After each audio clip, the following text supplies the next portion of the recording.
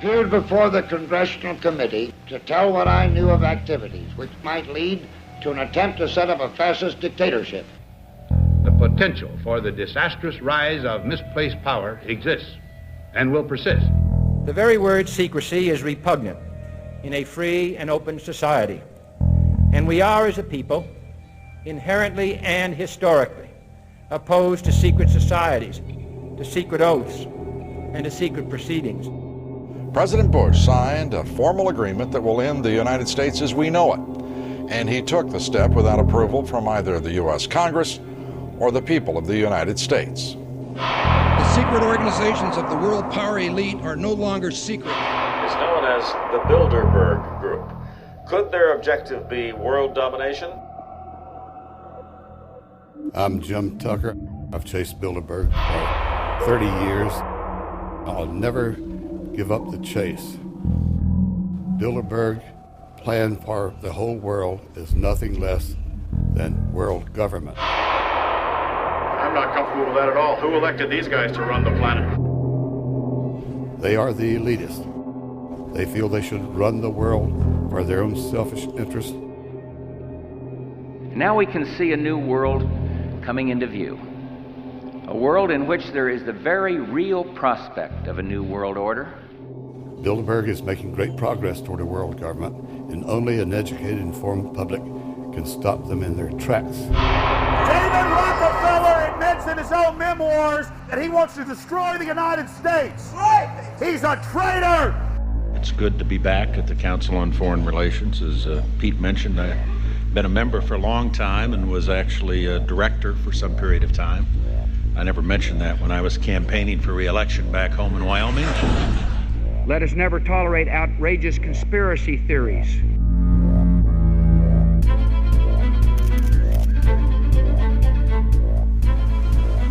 I need you to move off the property, please. Some shots were fired.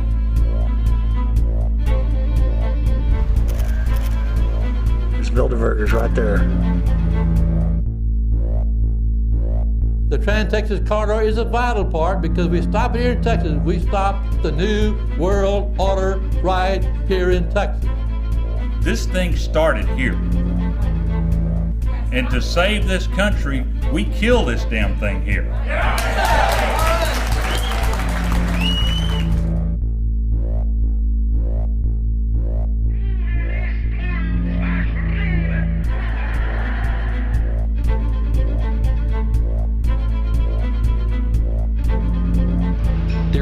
A chance for the President of the United States to carry out a phrase his father used, and that is a new world order. Your new world order will fall. Humanity will defeat you. The answer to 1984 is 1776.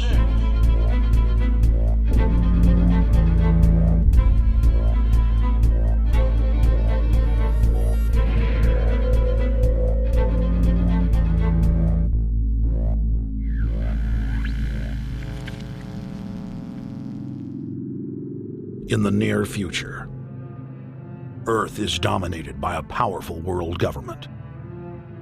Once free nations are slaves to the will of a tiny elite.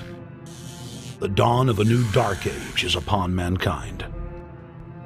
Countries are a thing of the past. Every form of independence is under attack, with the family and even the individual itself nearing extinction. Close to 80% of the Earth's population has been eliminated. The remnants of a once-free humanity are forced to live within highly controlled, compact, prison-like cities. Travel is highly restricted. Superhighways connect the megacities and keep the population from entering into unauthorized zones. No human activity is private.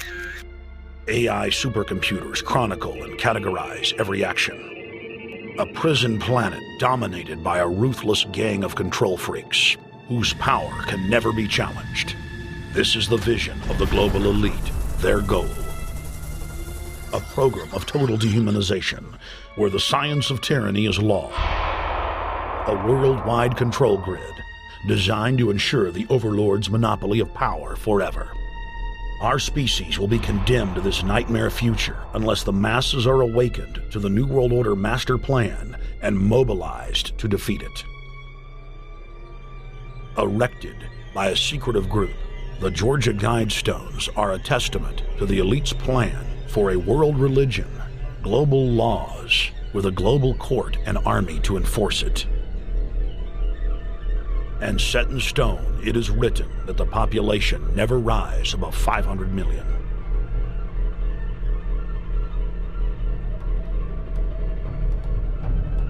In this film, you will learn how our world is truly governed. You will see how highly secretive roundtable groups interlock to form a global intelligence network. This group has been steering planetary affairs for hundreds of years. Now, in the final stage, they prepare for open world government, a goal tyrants throughout history have lusted after. Dr. Michael Kaufman is a published ecologist specializing in ecosystem research, forest ecology, and ecosystem classification. Dr. Kaufman played a key role in blocking the ratification of the Convention on Biological Diversity in the U.S. Senate. The concept of a New World Order has been around for centuries. It's been receiving tremendous play over the last half of the 20th century. George Bush, the first senior president, George Bush, used it a lot in his speeches and really implies that he really wants to see a order in which we have a universal or a global type of governance in which every human being on planet Earth is ultimately responsible to policies that are being formulated at the international level. It is a big idea, a new world order.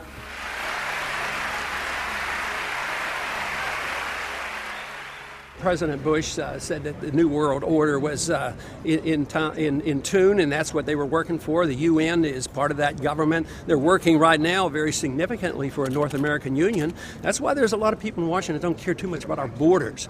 They have a philosophical belief that national sovereignty is not important. It's also the reason I have made very strong suggestion that we need not be in the United Nations for our national security. It's really always the same. You go back throughout all of history, the Roman Empire, the Soviet Union, Hitler during the Nazism was always saying that it's going to create the utopia for the average person, when in fact, history always shows that it does exactly the opposite. Conquest and empire is as old as civilization. Babylon, Egypt, and Greece. They all built empires in an attempt to rule the world. The Roman system at its peak dominated the known world. Complex governmental systems were developed to control diverse populations. During the period between the 15th and 19th century, new empires emerged and again waged war for supremacy. The nobility, as well as the thriving merchant class, were financed by a handful of private banks. Many of the great money houses would hedge their bets and finance both sides of a war. Sophisticated intelligence-gathering networks gave the financiers a clear edge over the governments they were slowly gaining control of.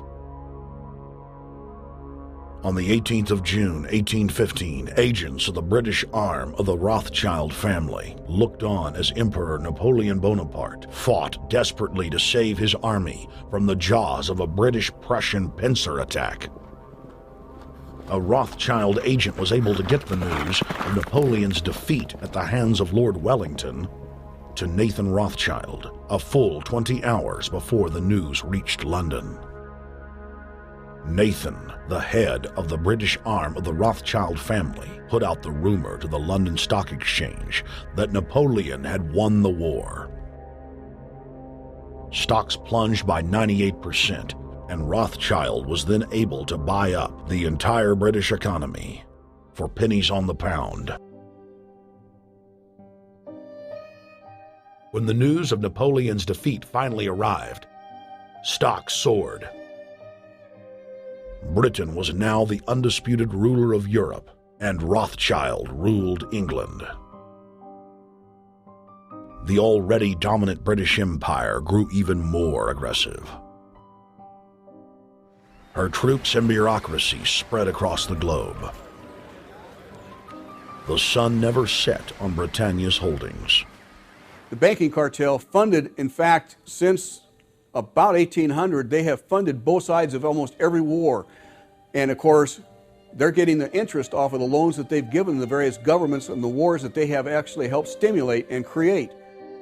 By 1900, Germany was a rising force and a leader of the Industrial Revolution. World War I, for instance, there was absolutely no reason to have World War I, except that it was an ideal opportunity for the banking cartel to make a pile of money by funding both sides of that particular war. On June 28, 1914, the heir to the Austrian-Hungarian throne, Archduke Franz Ferdinand, was assassinated while traveling in a motorcade.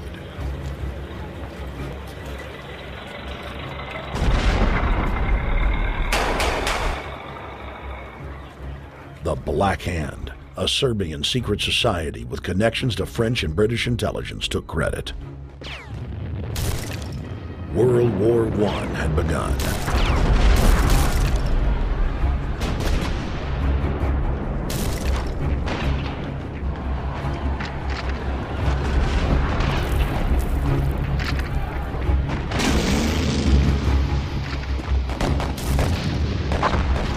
Armaments companies financed by Rothschild-controlled banks in Germany, France, England, and Austria bankrolled all the factions.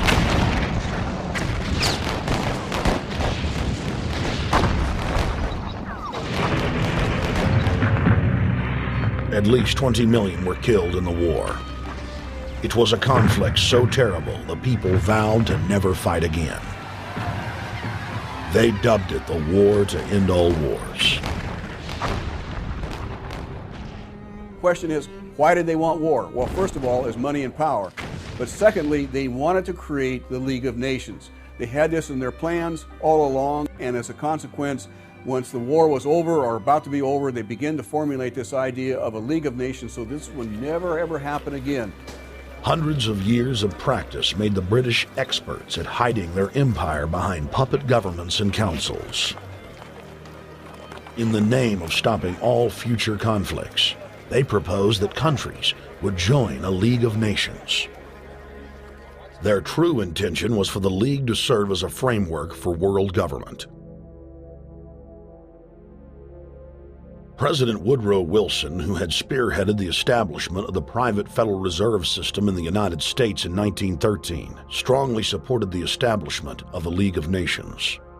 Woodrow Wilson was a very naive president. He was basically a college professor that was grafted into this whole system. The League convened in Paris in 1919, but many nations recognized it as a threat to their sovereignty and refused to join. Frustrated by the U.S. Congress blocking the League of Nations, British intelligence, with the help of the Rockefeller family, set up the Council on Foreign Relations in New York City in 1921. The Council recruited the best and brightest of American life to support the growth of the Anglo-American Empire. The CFR's stated mission is to abolish all nation-states in favor of an all-powerful world government administered by a tiny elite. By 1930, the promoters of world government had split into two interlocking camps: the Fabian Socialists centered in London, and the Fascist based in Italy and Germany. National Socialism will use its own revolution for establishing a new world order. Adolf Hitler. Supporters of the fascists in the United States and England believed that the military should be used to quickly transform the world into a new world order, while the more sophisticated practitioners of globalism stated that incrementalism was the sure path to world domination. Congressional Medal of Honor winner Major General Smedley Butler went public in 1934, exposing an attempt by the robber barons to launch a military overthrow of the United States. The war hero testified to the McCormick-Dickstein Committee in Congress that some of the most powerful men in America had tried to recruit him to lead a military coup so they could set up National Socialism in the United States.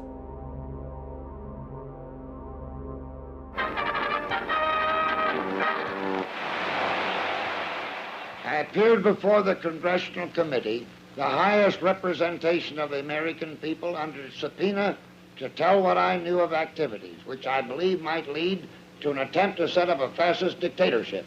I was supposed to lead an organization of 500,000 men, which would be able to take over the functions of government. The fascist had also made deep inroads in England. Edward VIII, King of England, was forced to abdicate the throne because of his public support for Hitler. Fast es sich dabei nicht nur das negative Problem der Bekämpfung dieser Lehre und ihrer Organisation handelt, sondern die Durchführung der positiven Aufgabe der Gewinnung des deutschen Arbeiters für den nationalen Staat.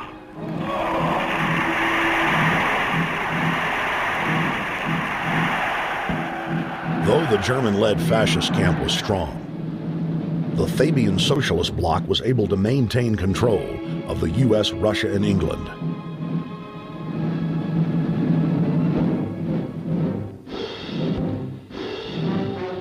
In the build-up to World War II, and during the conflict, the bankers again financed both sides, just as they had done with Napoleon.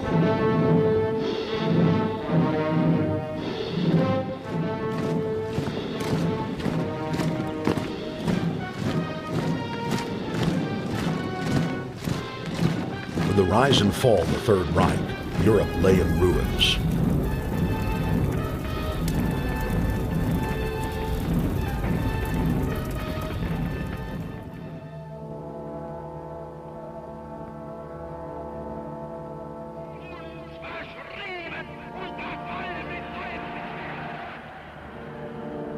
Once again, the elite claimed that only global governance could save humanity from certain destruction. And this time, the elite would succeed in setting up their world body.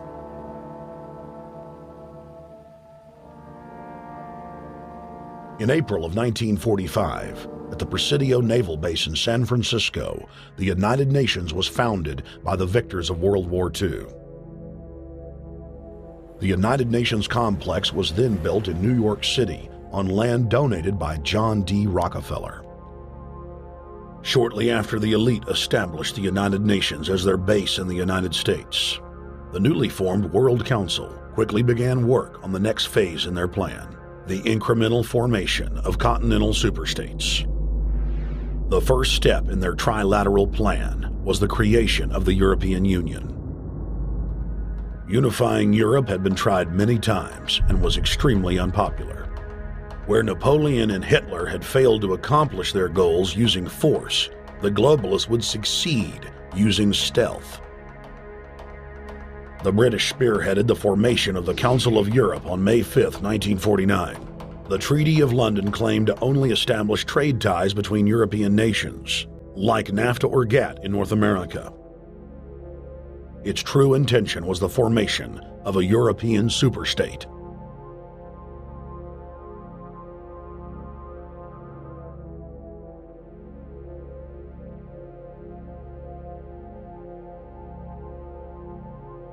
In 1954, the elite of the planet met in secret at the Bilderberg Hotel in Oosterbeek, Holland. The Bilderberg Group would later admit that their mission was the formation of the EU.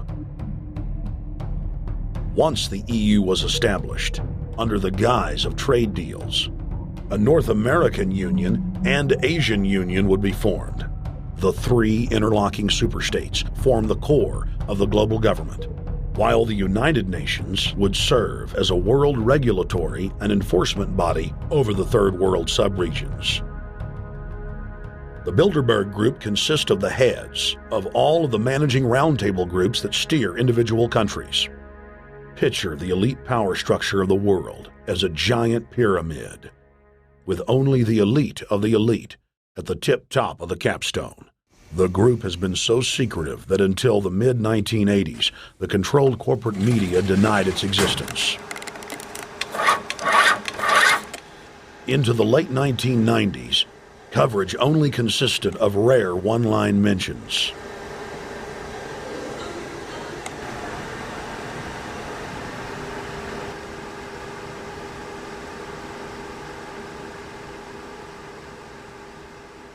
With the rise of the alternative media, their stranglehold on information has begun to slip.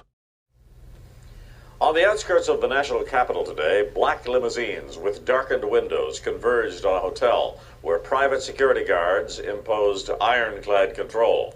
The limos carried royalty, political power brokers, and industrial titans to a secret meeting that will last all weekend. It's known as the Bilderberg Group. Could their objective be world domination? Every 4 years, Bilderberg meets in North America, and in June of 2006, we decided to travel to Ottawa, the capital of Canada. The site of Bilderberg.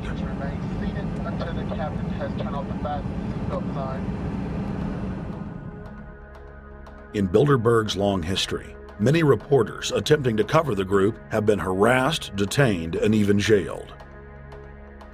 I jokingly reassured my cameramen that the horror stories we'd read about were probably exaggerated. I was wrong. We know reporters get detained at airports, people aren't let in. We know people get sent to the jailhouse in 3 or 4 hours. It happens every time. Well, it happened to Alex Jones this time. They admitted Bilderberg that they've had pressure put on them by the government to heighten security, and that's why all this happened. Yes, I was told that by 2 separate people. They scoured our records for hours yesterday and hours today, trying to find something on us, and of course there was nothing.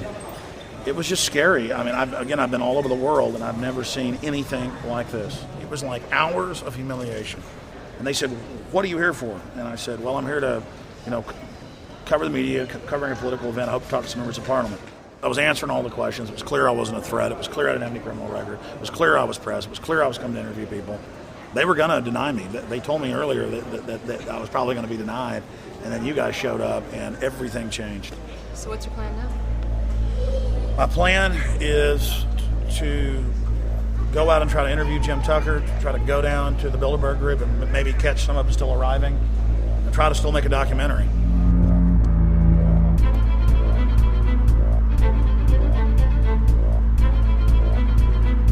So instead of being here at 8 a.m. in the morning when the Bilderberg Group attendees, the 100 elite of the planet, start showing up, we're going to be getting here about 3:30 or so, and we'll see if we can catch any of the elites coming in.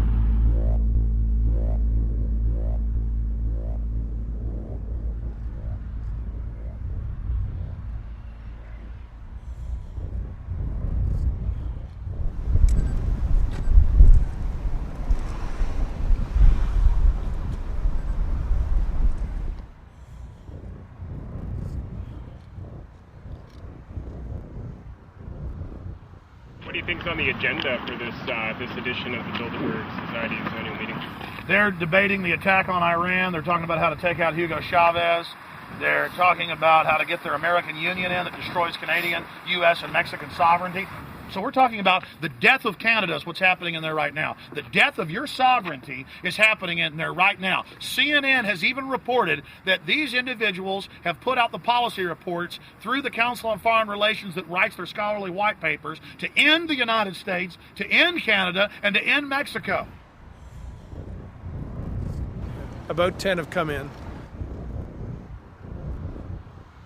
They've been coming in slowly in typically big black cars with what appears to be bulletproof glass, and we've got a few pictures of some of the people. We're being kept well back from the building by an awful lot of security people, but there'll be more security as this thing develops. Again, just a reminder to stay off the property, okay? I am. This is the line. We checked with the city. Thank you. How you doing? Yeah. Okay.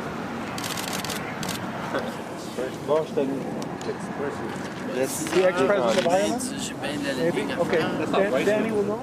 I came here from upstate New York. I booked a room way in advance. When I checked in at 10 o'clock at night, they told me I had to be out at 8:30 in the morning.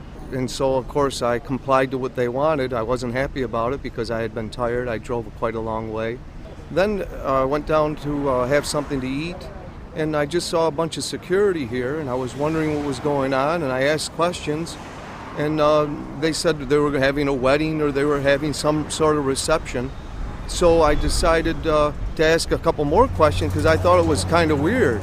And then I saw them from my hotel window. They were in the back with flashlights looking at the trees, looking up through the trees, and they were also in front of the hotel combing. It looked like combing the hotel. So I kind of was wondering what was going on, and I left. I got up this morning. I checked out. And then the fellow that I spoke with, the last fellow I spoke with, said, well, you'll know all about it in the newspaper. Well, I didn't have to wait because there was a group of people out here telling me everything that was going on. They're not fooling anybody any longer when you've got this many cops, and detaining Alex Jones at the border.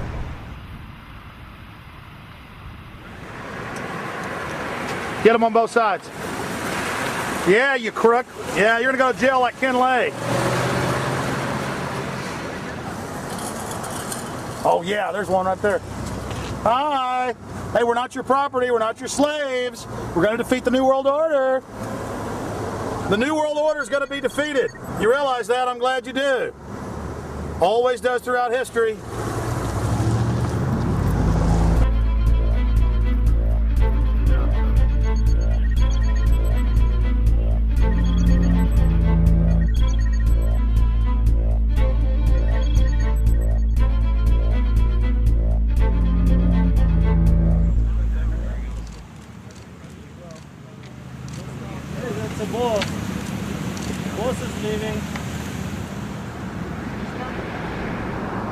Etienne Davignon is the honorary chairman of the Bilderberg Group, as well as the head of its steering committee. The committee he heads selects and invites each year's attendees. In the last decade, the list of attendees has been leaked to reporters by moles on the inside. Veteran newspaper reporter Jim Tucker has been covering the Bilderberg meetings for over 30 years and has physically attended more than 20. We traveled back to our hotel to see if Jim Tucker received the 2006 list. First heard about Bilderberg in 1975, and I said, I don't believe it. That's not possible. Who in hell's Bilderberg? I spent 20 happy years with metropolitan newspapers. All the wires are clicking at my ear. That could not happen without me knowing about it. And the thing that first impressed me most was columns in 1957 by the late, great Westbrook Pegler, widely syndicated columnist. He wrote 2 lengthy columns about how approximately 100 leaders of international finance, heads of state, high public officials, were meeting behind armed guards and closed doors on Jekyll Island, sealed off. What are these powerful internationalists doing? And why is it so secret? Why do they have armed guards outside? Why is it sealed off? The newspapers totally ignore it. Not a word. Total blackout in the United States. Since then, I've never stopped pursuing Bilderberg, or the whole international gangster organization led by Rockefellers and Rothschilds, as they manipulate the world for their own selfish interest.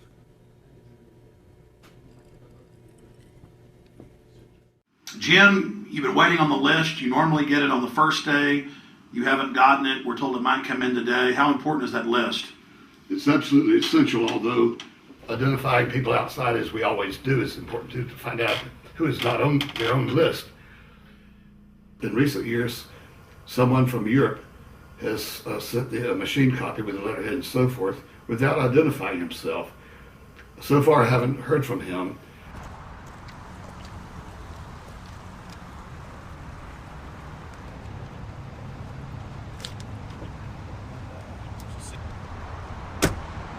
Well, Bilderberg assumed that name in 1954 at their first meeting as Bilderberg at the Bilderberg Hotel. It's a little bit like Shakespeare's As You Like It.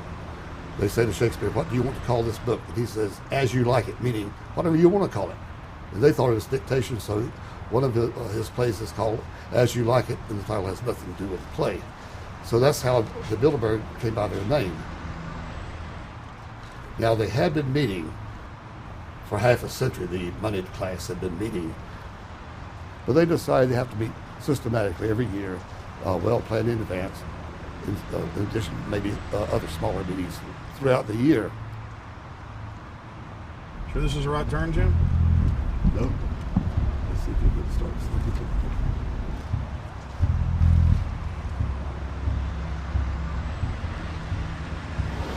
This is the global government. They are setting the world agenda. Inside right now, they're deciding on whether or not there will be a war with Iran. They're deciding whether or not taxes will increase, whether oil prices will be suppressed or increased. There's much more on the agenda that we'll be finding out in the fullness of time. But those are 3 items that are heavy on their list this year.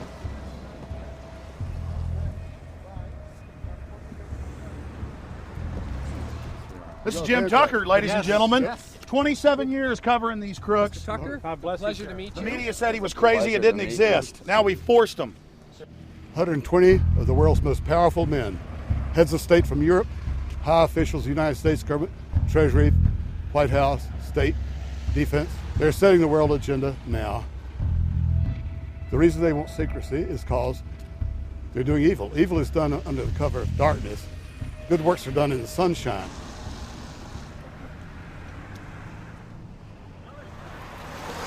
Hi, how you doing? Good. Get off the property, please. Well, Jim has some questions for you. I need you to move off the property, please. Okay. Private property. Sure. It's a public sidewalk. Oh, yeah, we are cooperating. Thank you. Right onto the sidewalk. Yeah, there's no implication that we aren't cooperating. Right onto the sidewalk and stay there, please. Sure, yeah, thank you. Great. Jim has some questions for you. Again, I need you to stay right on the sidewalk. Yeah. Thank you very much. We actually checked with the city. The property line's actually right here. Also, that's good. Property line's actually right here.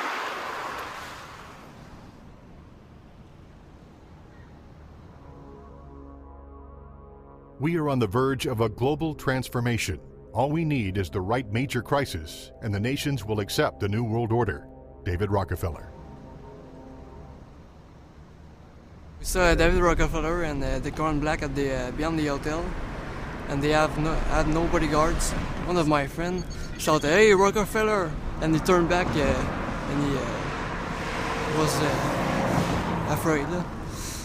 My name's Rene. I'm from Manitoba. Drove about 26 hours to get here, just to show that I'm against the Bilderbergers, just to fight for my freedoms, fight for my rights, make sure that my children can grow up in a free country. My name is Daniel Estrelin, and I've been doing this for the last 15 years. I'm from Canada. I'm very proud of my country because, as you can see, there are a lot of people covering the Bilderberg conference. Last year, it took me 14 and a half hours to get to Munich. I was pulled off the plane in Milan. I was pulled off the plane in Munich. They interrogated me 4 hours in both places. I was able to call a friend, a journalist in Rome, as a result of his presence and others. Calling the foreign ministry department in Italy, they backed off and they let me go. They basically told me that they're keeping an eye on me 24 hours of the day. The little hotel where we were staying at, Jim and I, out of the 20 rooms, 6 were occupied, 3 by the CIA and 3 by the German Secret Service. That's how serious these people are, and that's how afraid they are of actually what we may be able to reveal and what we actually do reveal publicly about the Bilderberger intents. Daniel Estrelin has covered the Bilderberg meetings in Europe and North America for more than 15 years. His book, Club Bilderberg, has been translated into more than 20 languages and is a global bestseller. Estrelin has photographed many past Bilderberg meetings.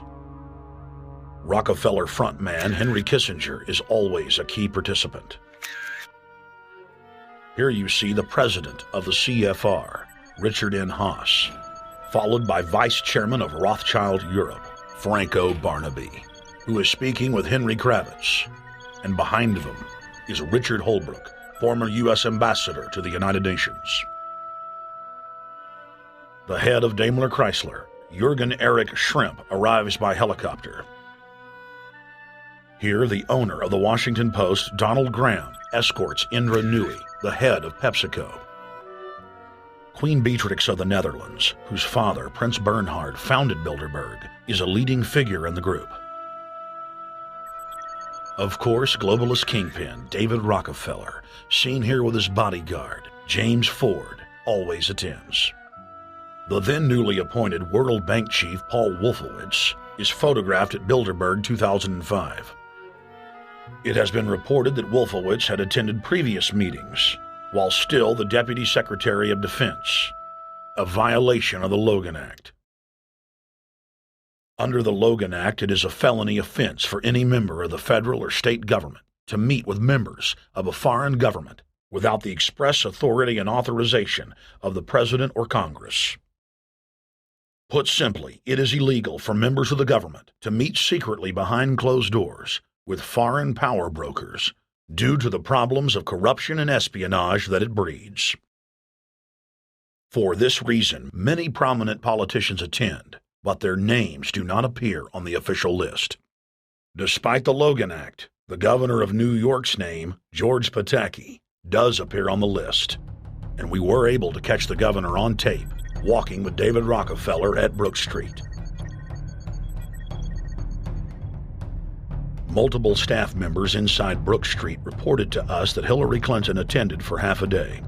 Several armored limos with diplomatic plates did arrive with police escorts and offloaded their passengers in the underground parking garage out of the sight of the press. Former World Bank President James Wolfensohn sardonically stared at our cameras. Do you think they're upset about the fact that they're being exposed? Well, I'm sure they are. I mean, look at the tinted windows. They don't want to be seen. They don't want even anybody to know they're here. So I'm sure they're ticked, you know, and that's why we're here to try to expose them. Do you think that they were angry that they were on the front page of the local paper today? You think they're in there reading it right now, Jim? Yes, I don't think they're happy about it. They prefer nothing at all, no publicity. They prefer absolute secrecy. Yeah, you better look away. We're not your slaves. You don't own me.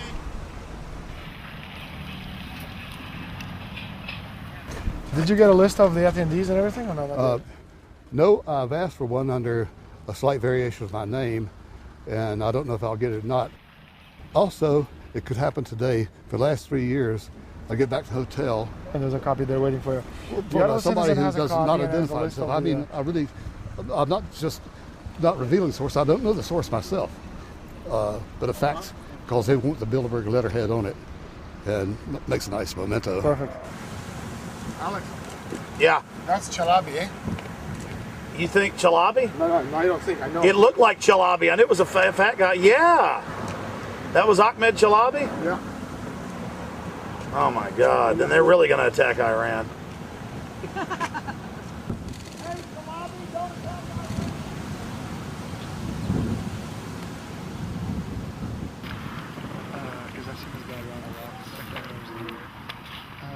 This guy is too, but our president. It's S, Scandinavia. Adrian Woolrich, Maria Monti. Over the last couple of years, they've been reeling with the amount of leakage that they've been experiencing, so it's getting harder and harder. But again, it will never get too hard for us because of the sources that we have inside are top-notch sources. People who are actually working for them, the Secret Service, the second layer, people in the Bilderbergers, the clerks, the administrative office, they're there. They are our eyes and ears, and every time there's something out, we always get the information. That's Francisco Pinto Balsamao. I think that's the Queen. It's the Queen. Oh my God, you can't kiss her hair. You see her? Yes. Oh my God. The Queen of Holland. What usually happens, the Secret Service guys who are protecting the Bilderberg delegates, the staff, the cooks, the chefs, when they actually get to see and to hear what some of these nasty people are talking about, they're the first ones to look for us and the first ones to make sure that we get the information from the meeting. We're very rigorous with information that does come out. We double, triple, and quadruple confirm the sources, make sure that all the information checks out. A lot of the stuff, the Bilderbergers have planted information, make sure that this disinformation nullifies the accuracy of the reporting, which is why we never publish the first thing we hear.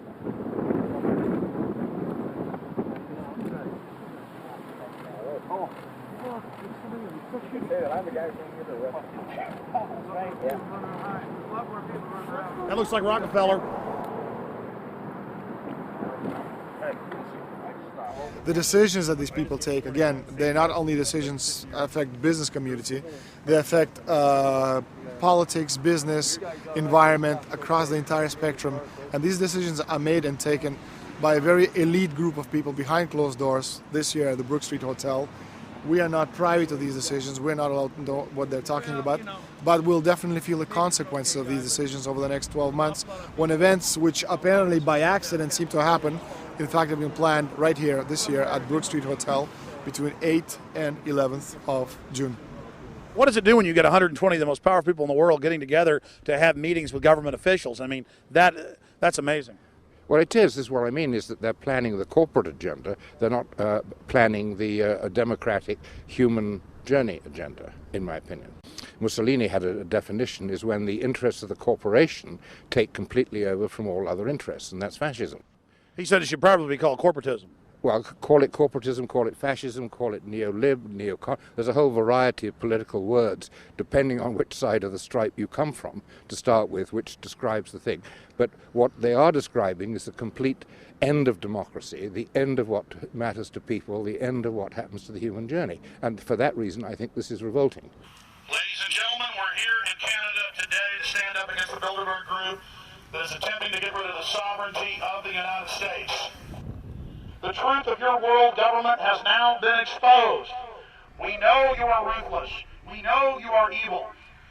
To David Rockefeller, to the Rothschild representatives here, to the Queen of the Netherlands, to all of you, we tell you, you are not our queens. You are not our kings. You are not our gods. We do not belong to you. We are not your slaves. We stand as free humans, have stood since the beginning of time against the strong men, against the thugs, against the bullies. We will defeat your world government.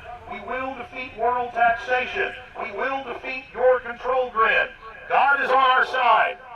I stand before the creator of the universe, and I ask the creator of the universe, as our founding fathers did in 1776, to lead, guide, and direct us, and to give us the power and the foresight and the understanding and the will to stand against your entire agenda, including your final plan of world population reduction of 80% that Henry Kissinger penned in 1973. Why do you put mercury in the vaccines, sodium fluoride in the water? Why? Why do you put cancer viruses in the vaccines? Why have you used depleted uranium now in 4 separate nations? You're arrogant. You have the sickness that elites have had throughout history in their literal and, in some cases, figurative ivory towers. You believe that you're invincible. You will and you are failing now. Your New World Order will fall. Humanity will defeat you. The answer to 1984 is 1776.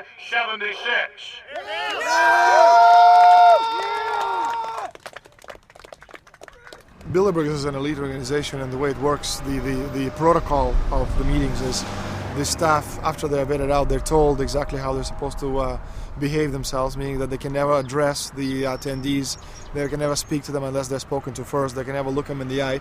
They have to approach them from the right side, the people who are right-handed, and from the left side, the people who are left-handed. They can never look them straight on. And needless to say, all the information that is being spoken during the conferences is under no circumstances allowed to come out. That's what they're told. They're threatened with not being able to find another job anywhere in the sector if they reveal any information to the press.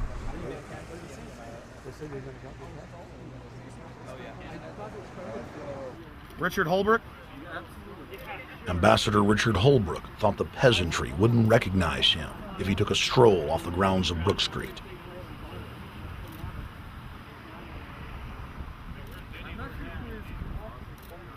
Holbrooke cackled when I told him that we were not his slaves. Holbrooke, we're not your slaves, Holbrooke. We're not your slaves.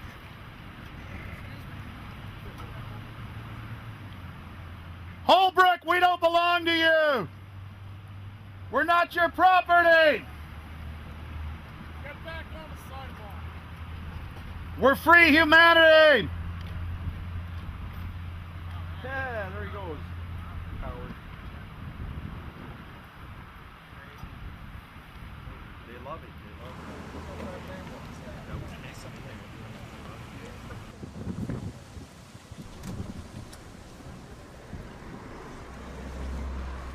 Okay, we're going to be going around the back here, guys. Hey guys, how you doing?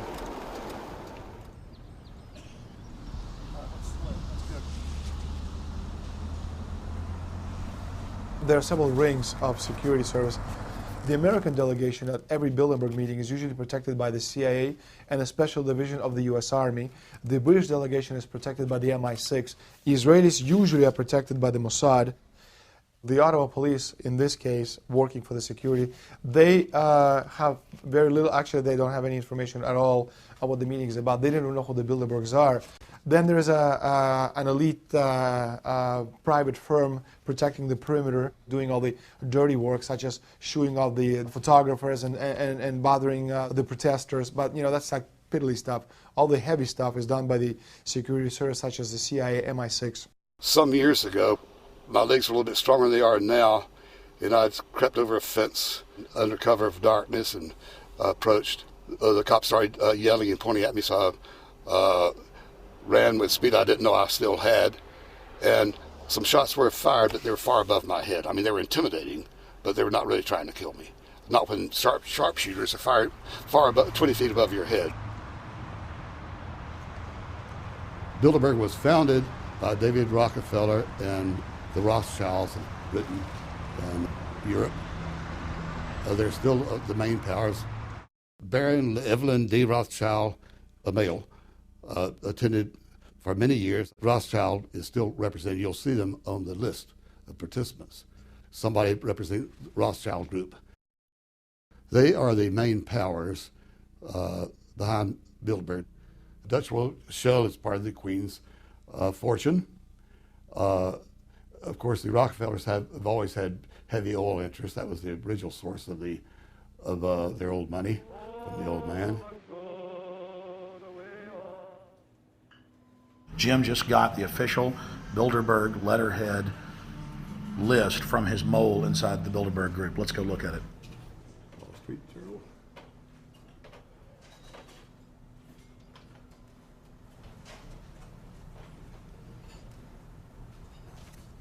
So, Jim, you got the list. Yeah.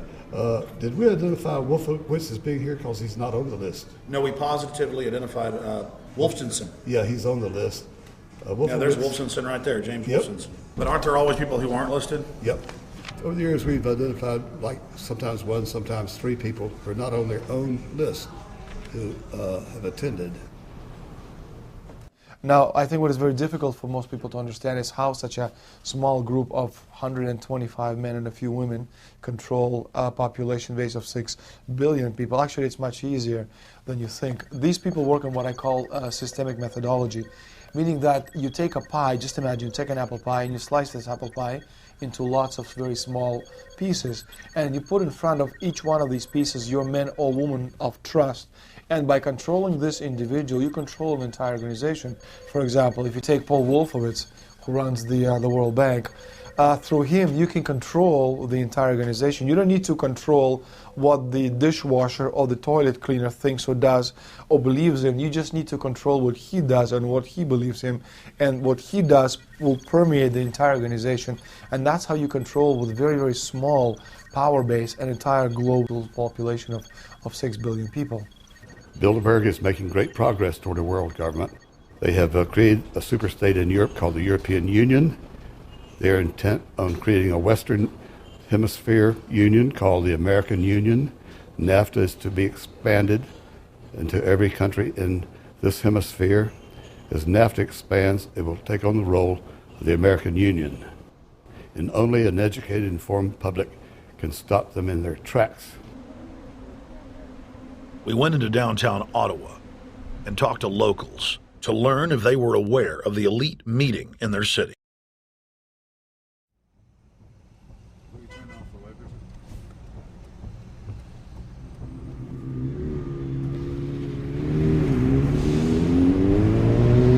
Okay, guys, attention just for a second. I just need to tell you that a group just met here in Canada, and they're trying to get rid of your sovereignty, merging you with the U.S. and Mexico. See, it's not funny. I'm serious. And your news isn't going to tell you about this. This is deadly serious. So I'm just letting you know, and I'm telling you about it. As they say, they are the guys that run the world. They make the decisions for we, and we just carry it out. Sir, did you hear about the Bilderberg group meeting here in town, the 120 most elite people in the world? No. Hey, did you know that the elite's meeting here in town right now? Have you heard about it? 120 crime bosses? None of you heard of it? None of you guys have heard of the Bilderberg group? They're meeting right now. In the city, around 10% of the people were aware of the New World Order agenda. When we traveled to Parliament, close to half of the people we randomly spoke to were informed.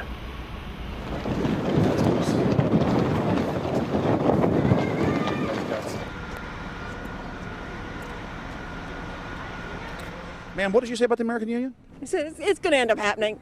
We don't want it, but it's going to happen. Why do you think? Because the Bilderberg group runs the world. You have the Trilateral Commission that's also part of the Bilderberg, which is the United States, Europe, and Asia. But most of this is public knowledge. Nobody wants to believe that there are conspiracies, that world leaders are already elected before they're voted on. So here we know that Bernard Lord is part of the outer circle. I was surprised to read that Harper addressed the group in 2003 because my understanding was nobody gets into politics without becoming part of the Bilderberg group. And then you find out afterwards that that is the case, that they have... Well, Bill Clinton went there in 91, George Bush Sr. back in like 85. And Blair, same thing. Who we think that we're electing as leaders have already been pre-picked for us. Whether it's liberal or a conservative, they're already part of the group. They own all the horses in the race. They own the horses, and I understand that, for example, in the United States, it's a one-party system with two factions, though you think it's two different parties. Oh, it is, yeah. So it's like Bill Clinton constantly vacations with the Bushes, and they call him their son, and they actually staged all that in 92, and all that's come out. It's just all staged. They're not going to let trillions of dollars slip through their hands. The good news is people are waking up, though. When you read human history, when you study it, all you see is elites trying to dominate, subterfuge, Machiavellian backstabbing, and somehow in the last 50 years they convinced Westerners that the government's fine, can do no wrong, trust them. How did this happen? It's easy to lead sheep. I mean, people just follow. They don't want to believe these things will happen. No way, we'll just follow along with the norm. That's all. It's just makes it easier for everyone. What's your view on losing Canada's sovereignty? I like this country to stay as it is, and I love the United States to be there. Back in Austin, the capital of Texas, the public was frighteningly unaware of the nation's peril.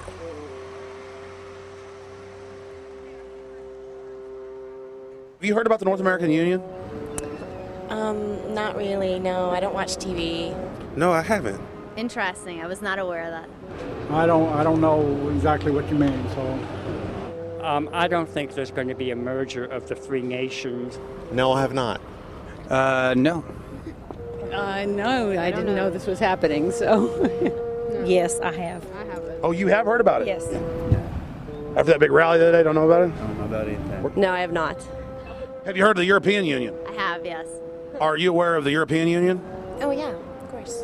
Have you heard about the European Union? Heard about them.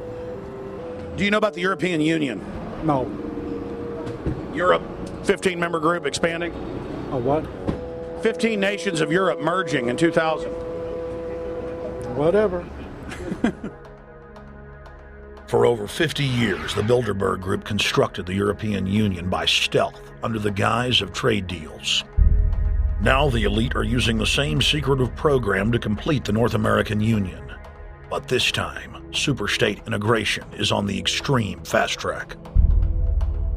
International agreements like NAFTA, GATT, and APEC were just stepping stones in the formation of the NAU. The North American Union was officially born at Baylor University in Waco, Texas, on March 23, 2005. The leaders of the United States, Mexico, and Canada told the press that they were only meeting to discuss trade. It soon leaked that a secret meeting had been held during the Security and Prosperity Trilateral Summit. The three governments had refused to release the secret agreement to the people. In September of 2006, their treasonous operation was blown wide open. From September 12th to September 14th, in Banff, Canada, hundreds of elected and appointed government leaders from Canada, Mexico, and the United States met in secret. On the last day of the conference, someone inside the secret North American Union Forum leaked the agenda. The front pages of newspapers across Canada carried the story. The Judicial Watch Foundation submitted Freedom of Information Act requests to obtain the full agenda and minutes of the secret assembly. Many federal agencies refused, citing national security. The foundation finally succeeded and did receive thousands of pages of documents. The documents marked unclassified are the blueprints of a shadow government ruling by bureaucratic and executive fiat. The pages chronicle an already operating North American Union. Transportation, law enforcement, agriculture, regulation, banking, manufacturing, construction, education, immigration, and even the military are being merged with no input from the people or their elected representatives in Congress and Parliament. One of the first items on their agenda was to stress how important it was that their plan, quote, be carried out by stealth. The controllers also talked about exploiting the public's fears of climate change to push a continent-wide tax to fund the new government. Globalist tool Robert Pastor is incessantly paraded on the world stage as the man behind the North American merger. When he testified before Congress, he pushed the idea of a continental security perimeter that erases national boundaries and merges the security apparatus. The best way to secure the United States today is not at our two borders with Mexico and Canada, but at the borders of North America as a whole. In fact, the North American Command, based in Colorado Springs, Colorado, was clearly running the meeting in Canada. For the past decade, the Pentagon has been training with Mexican and Canadian forces and has openly discussed using them inside the United States for disasters and to quell domestic unrest. There are already over 100,000 non-U.S. citizens serving in the U.S. Armed Forces. The Pentagon is now expanding its recruiting centers in Mexico, the Philippines, and Eastern Europe. Big city police departments nationwide are lobbying to change laws so they can recruit non-citizens to join the police force. What we are witnessing is a Red Dawn scenario in slow motion. Tyrants throughout history have brought in foreigners to oppress their domestic populations.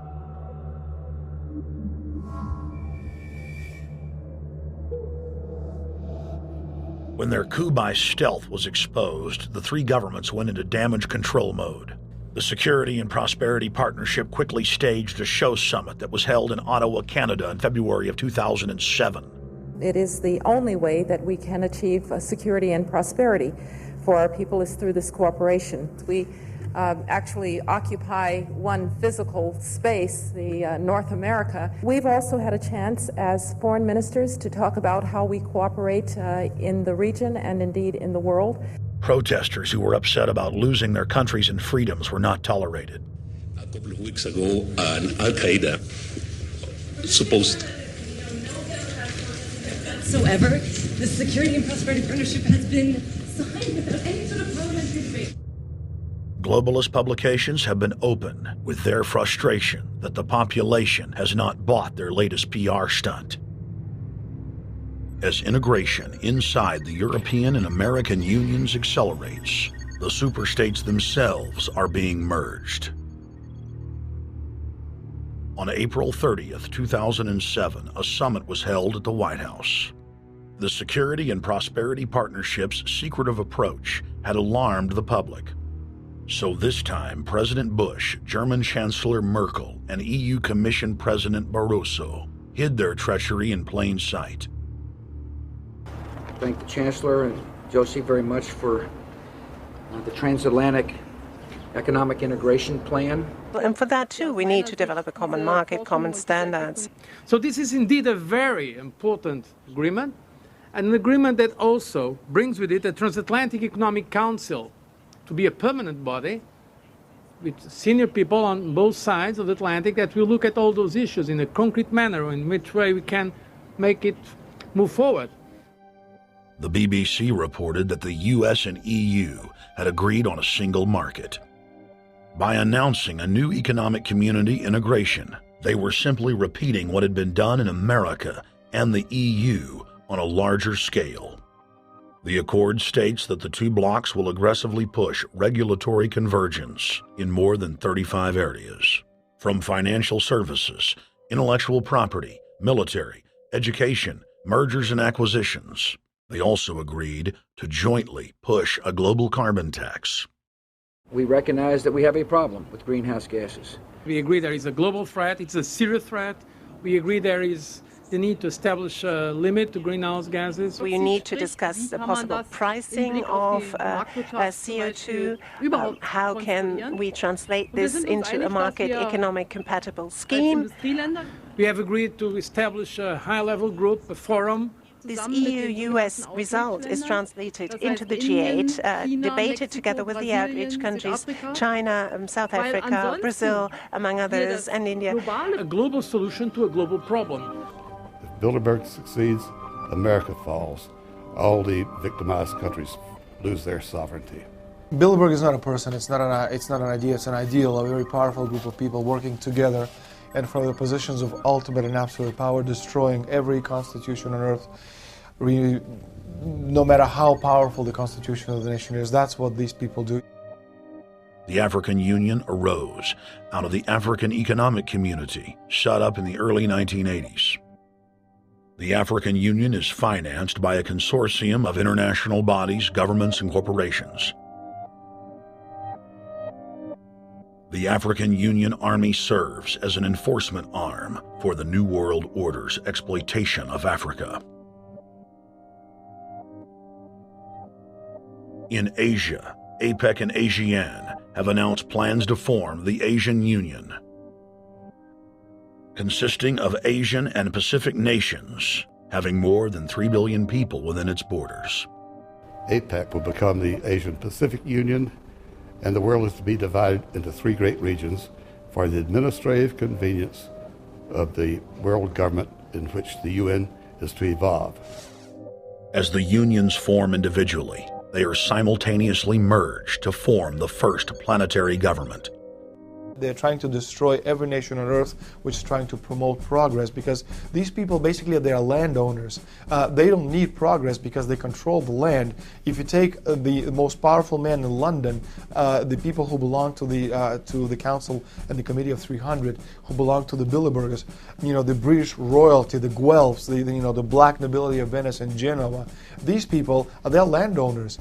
The New World Order is the Old World Order. I mean, it's just the names have changed, the appearances have changed, but the concept hasn't changed. The idea is still to bring the men back, kicking and screaming back to the Middle Ages, post-industrial age world order. One of the things that is very shocking to most Americans is the fact that the United Nations Global Biodiversity Assessment, which came out in 1995, clearly shows that in order to protect planet Earth, we have to go back to a feudal system. They actually said that in the document. To craft a modern feudal society, the globalists are implementing a standardized North American Union ID card to track, trace, and control their serfs as they travel throughout the 3 regions of the NAU. Building on the massive displacement of humanity caused by globalization, the New World Order is rapidly constructing the physical infrastructure of the North American Union, the NAFTA Superhighway Control Grid. I'm Arthur Peterson, Colonel retired, the Army. I see things today that are happening that would make my friend who died in World War II turned over in their grave. To think that people would even consider confiscating land of farmers and ranchers and taking their homes away from them, to turn it over to a foreign company in Spain, which was controlled by Don Carlos, I understand, a notorious socialist, and they get the tolls on Texas land for 50 years.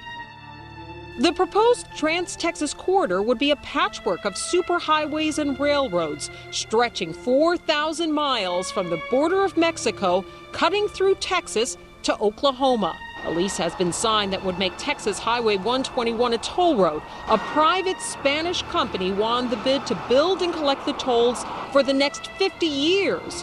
These deals with private companies are being negotiated largely in secret, and many state lawmakers are worried taxpayers are being sold down the road. Critics say it's a threat to our national security. It's part of a plan for a North American integration being carried out by government and corporate elites without congressional or voter approval.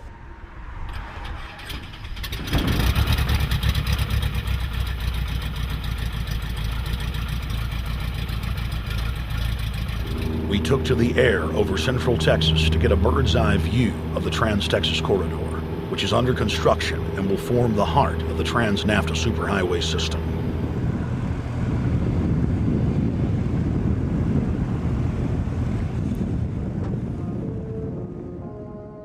History repeats itself.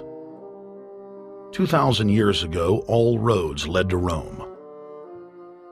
Rome constructed and maintained more than 10,000 miles of roads throughout its empire. The roads were used to project Roman military power, to control commerce, and to bind the nations and peoples they ruled. Rome also demanded tribute. Roman subjects from Albion to Judea were forced to pay a tax to use the roads. The Romans would then use the tax to dominate their subjects. Today's superhighways are a powerful tool in the globalist arsenal. They are instrumental in tearing down national borders and merging nation-states into larger confederations. Foreign governments and corporations are predatorily seizing infrastructure across North America, but nowhere has their attack been greater than in Texas. Texas is the front line. Over 8,000 miles of existing roads and land are being handed over to government-backed foreign companies. Foreign companies buy the legislators, who then turn over complete control to the same foreigners who finance their campaigns. Government power is then illegally transferred to unelected quasi-governmental regional boards that circumvent local governments and the will of the people. The next stage of this world government plan is to have a transportation control, and that is called the NAFTA superhighway, or in Texas called the Trans-Texas Corridor. It confiscates 584,000 acres of land to be transferred into control of a Spanish company which will collect tolls in Texas for the next 50 years, and there's no limit in the amount of tolls that can be collected. More than 80 federal and state highways have been designated as international arteries. The I-35 NAFTA corridor starts deep inside Mexico and travels through the middle of the United States and ends in central Canada. Container ships from Asia dump their cargo on the Pacific side of Mexico. It then travels duty-free by rail to the new Kansas City inland port, now considered sovereign soil of Mexico, in the heart of the United States. Under international agreements, predominantly foreign companies are placing tolls on already existing paid-for roads. Federal, state, and corporate documents show that they will then use the revenue raised to build up the transportation infrastructure of Mexico, not the United States or Canada, so foreign-made products can pour in even faster from Mexico. Revenues raised will also be used to fund the fledgling North American Union and its growing bureaucracy. Bottom line, they're using our own money to enslave us. First of all, they're proposing a North American tribunal, which would be similar to what we have in Chapter 11 of the NAFTA agreement, which is trumped by international law. The U.S. Supreme Court and our Constitution could potentially be rendered invalid, and what we would have is new North American business law that would trump what we have here in the United States. What is also interesting to note that the NAFTA headquarters is in Mexico and controls the United States trade and rules against the United States Congress, and no one seems to challenge it. it's very probable and probably inevitable that our right to bear arms would be challenged in a North American court. So this is just an example of what's happening and what's being proposed. We want to keep our trial by jury system. We want to keep our right to keep and bear arms. We want a system where we have a Supreme Court and not have a tribunal that will be superior to the Supreme Court. In 2005, Centra, a Spanish-owned company, signed a secret agreement with the Texas Department of Transportation to erect toll roads on existing roads and to toll new roads that were completely paid for by tax dollars. There are people, believe it or not, in Texas who don't know what the Trans-Texas Corridor is. TTC 69, which they'll have the environmental hearing starting this spring on, runs through my part of the state. And there are people over there who have no idea what's fixing to come in their backyard. TxDOT, an unelected state agency, claimed that the agreement with the foreign company was even secret from the Texas legislature. When the truth came out, newspapers across the state called for heads to roll politically. Centra's response was to have its Australian subsidiary make its first U.S. newspaper buy. Every newspaper they bought was along branches of the Trans-Texas Corridor and had been critical of the toll road plan. The cost of 40 or 50 newspapers is nothing compared to the profits that'll be made. Just Phase 1 alone of the state toll road plan is estimated to raise more than $200 billion in just the first 15 years. And Texas is only a small part of the global panorama. A combine of transnational companies is aggressively consolidating public finance infrastructure worldwide, and the same interests are erecting a world government according to their rules. A literal wonderland of corporate corruption, where governments simply act as vacuum cleaners, sucking up the wealth and resources of the middle class and transferring it to offshore bank accounts, leaving behind a cultural and economic wasteland of easily managed slaves. The whole purpose about the North American Free Trade Agreement is not about trade, it's about control. Control of people. CAFTA is even worse. Control of people. It's not about trade, it's subsidized trade with taxpayers' funds. This thing started here. And to save this country, we kill this damn thing here. To stop it here in Texas, we stop the New World Order right here in Texas. Polls consistently show that over 90% of the people are against the NAFTA highway systems and its toll roads. As the people learned of the threat, they got angry and took action. Our ranch is part of the original Spanish land grant, and I would love to not have to give it back to Spain.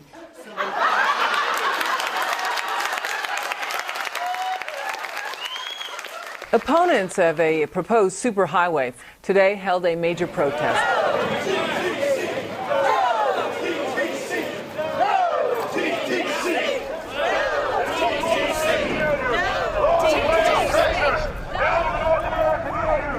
A majority of Texas counties have voted to resist the plan for a North American Union and have vowed to block the construction of its infrastructure.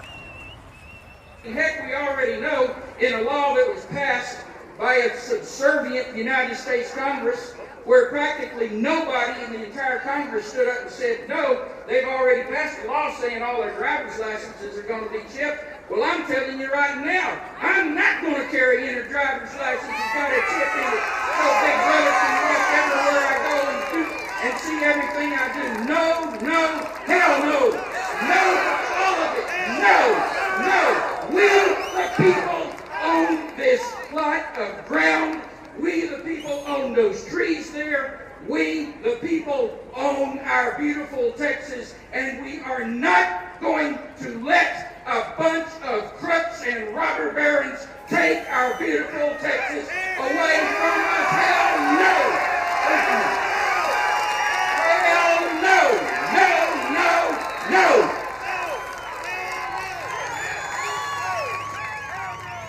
RFID tracker chips embedded in state inspection stickers and toll tags are already being used to track the population. The new system is also meant to control growth and steer development through so-called smart growth. smart growth, which is nothing more than an effort to bring control into the cities. You have the rewilding of America and the Wildlands Project, the Convention on Biological Diversity, which is to control our rural population.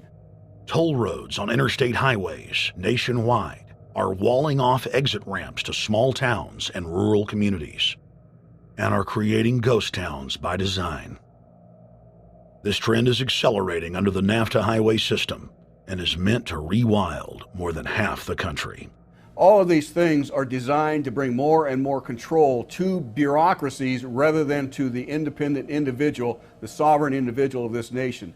What brought me into this whole discussion was the fact that while I was doing this multi-million-dollar research effort in the 1980s and early 1990s, I became aware of an agenda basically to lock up one half of the United States into wilderness corridors and reserves. What's called the Wildlands Project, but it was also a key cornerstone of the United Nations Convention on Biological Diversity. It was during that study in which I began to realize that this was not an effort to protect the environment, but an effort to control you and I. They were dividing the United States up into little compartments in which they would rip out roads, which they would rip out whole communities and put them back in the wilderness.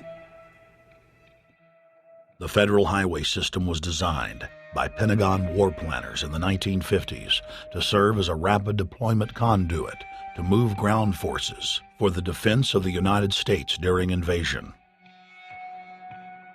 The unconstitutional Northern Command is now using the highway system as a force projection matrix to dominate populations across the United States. Through federally funded emergency command centers, county and city governments are being quietly federalized nationwide. Billions of dollars per city is being spent to install millions of surveillance cameras. Every town and hamlet, no matter how small or remote, is surveilled. License plate reading software tracks Americans' movements wherever they go. New systems are being deployed that scan your face, read your lips, and analyze your walk. Under the treasonous Military Commissions Act, American citizens can be secretly arrested, stripped of citizenship, flown to offshore torture camps, and secretly executed. Under Section 802 of the Patriot Act, all misdemeanors are considered terrorism. Federal police squads, called Viper teams, randomly force Americans to line up and show their papers. From the sidewalks of Miami to the subways of New York to the streets of Houston, Texas, citizens are being searched by heavily armed gangs of paramilitary police.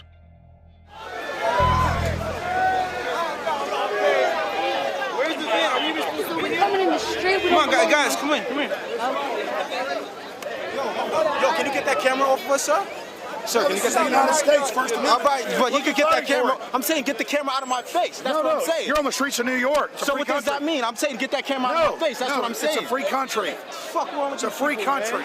Get this damn camera out of my face. Hey, this isn't Nazi Germany. There's no camera in your face. God. Hey, move to Russia, okay? Yo, Sarge. We can have cameras on the streets. I said get it out of my face. Your guy starts cussing at us out of the blue. I said get it out of my face. That's what I'm saying. It was never in your face.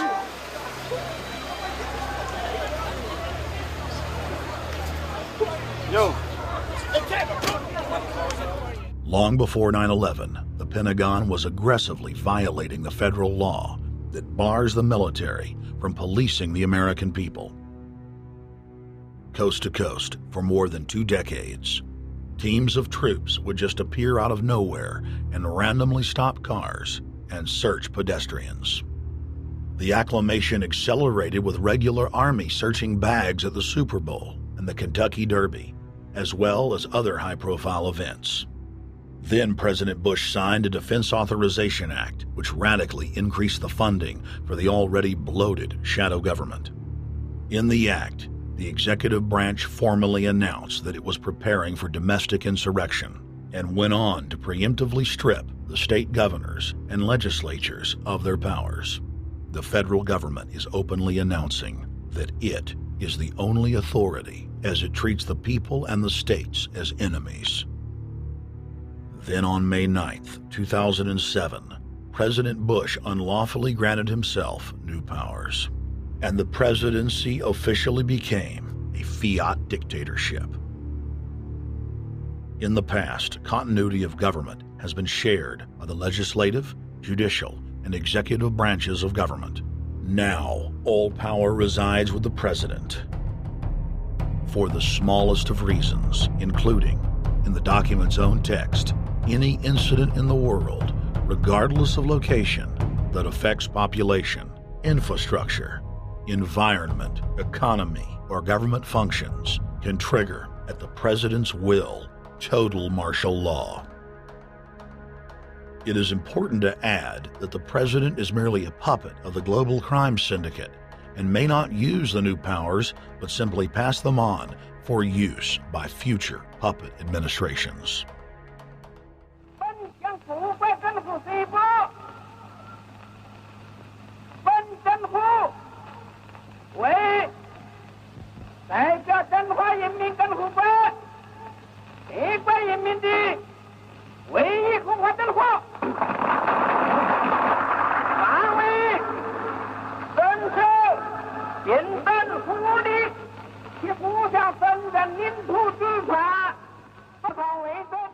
Приобретена эта победа.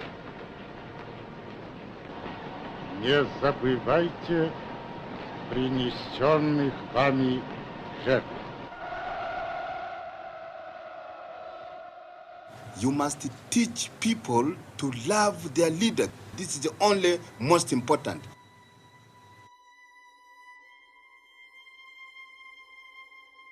Why don't we learn from the mistakes of our ancestors? Why does humankind find itself bound in a cycle of bloodshed and enslavement? Predatory elites have always rationalized their oppression by claiming that they are superior and have the divine right to rule, when all they really are is a gaggle of ruthless psychopaths, parasitically feeding on the host population until their cancerous movement causes the collapse of the host. There have been thousands of tyrannical governments in history, and less than 10 that can truly be called free. In the 20th century alone, over 150 million people were murdered at the hands of the state. In Russia, the Red Terror consumed the lives of more than 60 million men, women, and children. Hitler's war killed 22 million.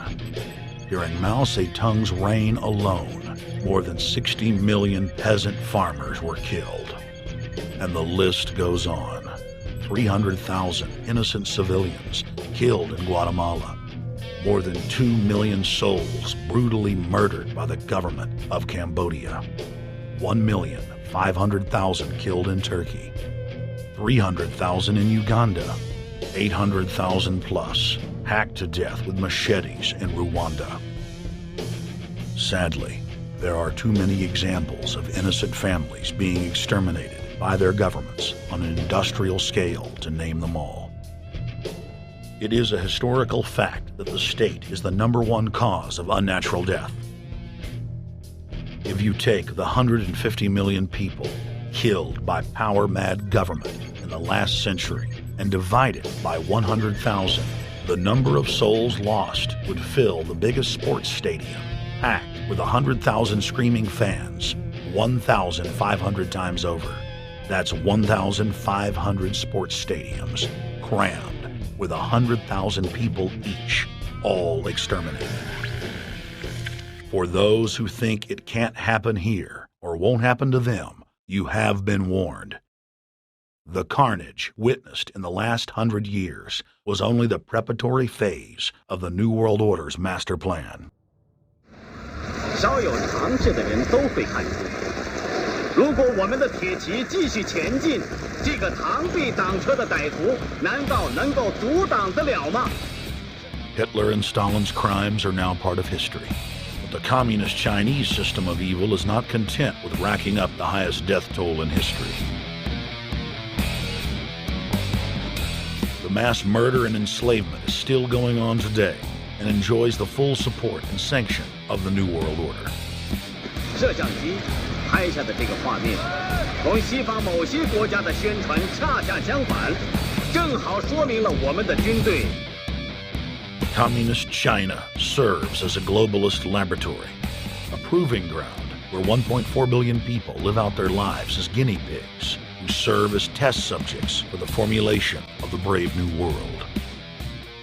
U.S. and British forces worked closely with Mao Zedong during World War II, and at the end of the war, they secretly backed Mao in driving out Chiang Kai-shek and the Nationalists. The OSS, and then the CIA, believed that Mao would have a stabilizing effect.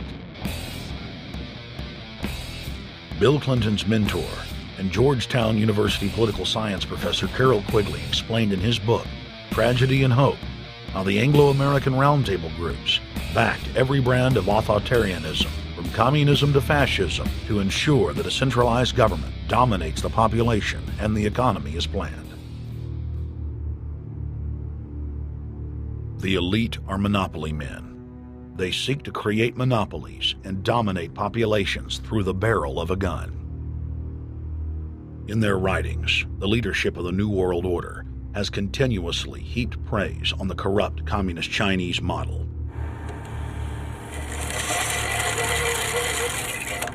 In August of 1973, in an article written by David Rockefeller for the New York Times, Rockefeller openly lauds and endorses Mao Zedong's actions, while celebrating their command and control system. Whatever the price of the Chinese Revolution, it has obviously succeeded not only in producing more efficient and dedicated administration, but also in fostering high morale and community of purpose. The social experiment in China under Chairman Mao's leadership is one of the most important and successful in history. David Rockefeller, New York Times, August 10, 1973. Communist China is the model planned society for the New World Order. China has received more United Nations awards for its policies and form of governance than any other nation. In the eyes of globalist planners, authoritarian China is the future. China adopted the dreaded one-child policy due to lobbying from a consortium of eugenics organizations, which includes Planned Parenthood and the United Nations. Couples that have more than one child face heavy fines and imprisonment.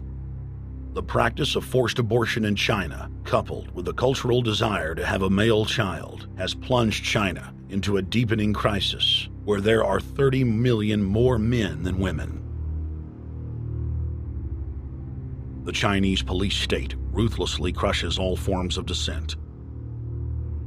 Underground churches, Falun Gong practitioners, striking factory workers are all sent to forced labor camps.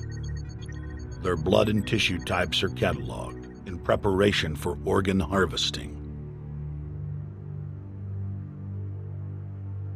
The Chinese government then sells the prisoners' organs to the highest bidder on the world market. If a wealthy patient chooses to fly into China, the prisoner is killed and the organs are implanted. If the organs are being flown out of the country, a mobile execution van extracts the organs on the way to the waiting aircraft. The social engineers of China aggressively euthanize the elderly and disabled. China is merely following the globalist blueprint for the world. The same system of total dehumanization is quietly being phased in worldwide. Depopulation should be the highest priority of foreign policy towards the Third World. Henry Kissinger, 1974. There's a need for a new world order, but it has different characteristics in different parts of the world. Now, none of this may succeed this time, but this to me is sort of the outline by which someday, in the next few years, a solution will emerge. Where does this mindset come from? Why do the elites kill the largest masses of people when no one is resisting them, when they've already attained total control? What ideology drives the elite psychopath? Since Plato's time 2,400 years ago, state planners have openly proclaimed their desire to control every detail of the commoner's life. From breeding programs to mass extermination of undesirables, the dark dream has continued on for millennia.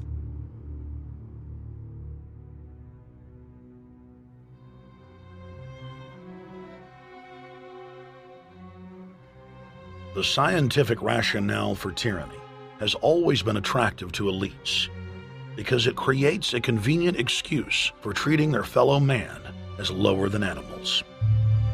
Robert Thomas Malthus, famous for saying that a mass food collapse would be helpful because it would wipe out the poor.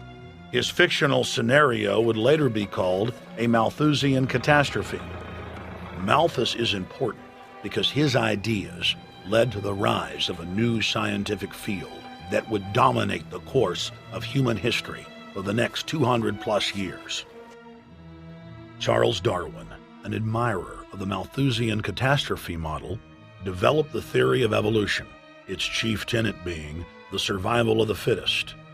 With the help of T.H. Huxley, known as Darwin's bulldog for his strong support of Darwin's theories were pushed into wide acceptance among key scientific circles throughout England and then the world. Darwin's cousin, Francis Galton, credited as the father of eugenics, saw an opportunity to advance mankind by taking the reins of Darwin's evolution theory and applied social principles to develop social Darwinism. The families Darwin, Galton, Huxley, and Wedgwood were so obsessed with their new social design theory that they pledged their families would only breed with each other.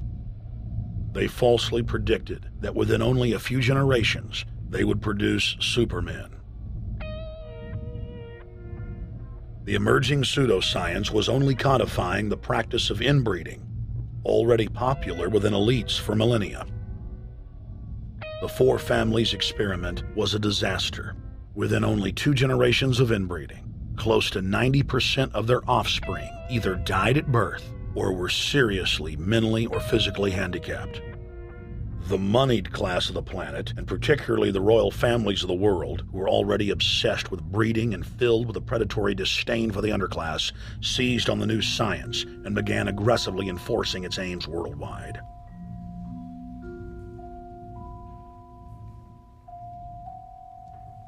Biometrics appears to be a new science, but it was actually developed by Galton back in the 1870s as a way to track racial traits and genetic histories, and as a way to decide who would be licensed to breed. In 1904, the Cold Springs Harbor Research Facility was started in the United States by eugenicist Charles Davenport with the funding of prominent robber barons Carnegie, Rockefeller, and Harriman. In 1907, the first sterilization laws were passed in the United States. Citizens with mild deformities or low test scores on their report cards were arrested and forcibly sterilized. You're 17, aren't you, Alice? Yes, but what have you done with my folks? Well, we're trying to help them, Alice, and you too. They were taken to the hospital this afternoon. Hospital? Wasn't none of them sick this morning? We thought it necessary to present your family's case to the State Medical Commission. And after an examination, they decided there was but one important action to take. To have your entire family sterilized. Why, what's that? I don't know what you're talking about. Now, in this state, we have a law which provides for such people to have an operation so there won't be any more children. I see. Now, we've placed your brothers in institutions where they'll be properly cared for. You can go back to your job soon. I'll arrange to have it held open for you. But I'm keeping my job. I'm not going anywhere. Now, you're going to the hospital too, Alice. And you mean they're going to stop me from having children ever?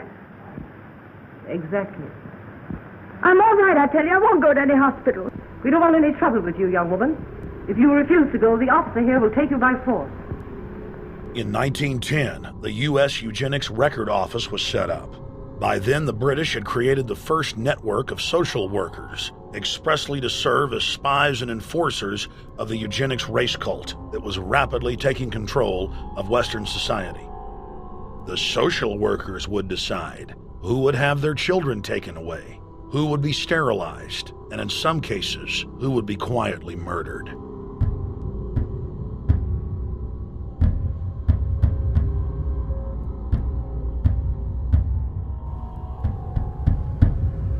In 1911, the Rockefeller family exports eugenics to Germany by bankrolling the Kaiser Wilhelm Institute, which later would form a central pillar in the Third Reich. At the 1912 International Eugenics Conference in London, eugenics becomes an international craze and gains superstar status. The futurist and best-selling sci-fi author H.G. Wells had studied biology under top eugenicists and was spreading the new faith worldwide. In 1916, H.G. Wells' lover, Margaret Sanger, starts her promotion of eugenics in the United States. In 1923, Sanger receives massive funding from the Rockefeller family. Sanger wrote to fellow eugenicist Clarence J. Gamble that black leaders would need to be recruited to act as frontmen in sterilization programs directed against black communities. In 1924, Hitler pens Mein Kampf, or My Struggle, and credits U.S. eugenicists as his inspiration. Hitler even wrote a fan letter to American eugenicist and conservationist Madison Grant, calling his race-based book, The Passing of the Great Race, his Bible. Hitler developed the plan for mass extermination of the Jews and what he called other sub-races, as well as the handicapped from Grant. By 1927, eugenics hit the mainstream. The so-called science was aggressively pushed through contests at schools, churches, and at state fairs. Churches competed in contests with big cash prizes to see who could best implement eugenics into their sermons. Major denominations then tell Americans that Jesus is for eugenics. That same year in the United States, more than 25 states passed forced sterilization laws, and the Supreme Court ruled in favor of brutal sterilization policies. When Hitler came to power in 1933, one of his first acts was to pass national eugenics laws, modeled after laws in the United States.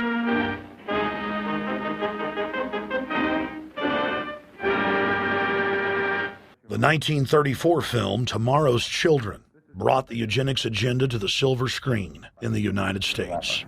In the case of Miss Mason, I can see no reason for the operation that's been recommended. The girl is perfectly normal. She's hard-working and has a good reputation. Do you know anything about her family background? Oh, yes, Your Honor, I do. There are several other children, aren't there? Yes. What is their condition? One is a cripple. 2 others might be classed as feeble-minded. Isn't the oldest son in jail? Oh, yes, I believe so. And knowing all that, you still contend that this girl should be allowed to bring more people like that into the world? She's sound, Your Honor. She's not anything like the rest. Surely she should be given a chance to work out her own salvation. I can't agree with you, Doctor. Suppose she is normal. The chances are that her children will inherit the family taint. Isn't that possible? But, Your Honor, I'm sorry, Doctor.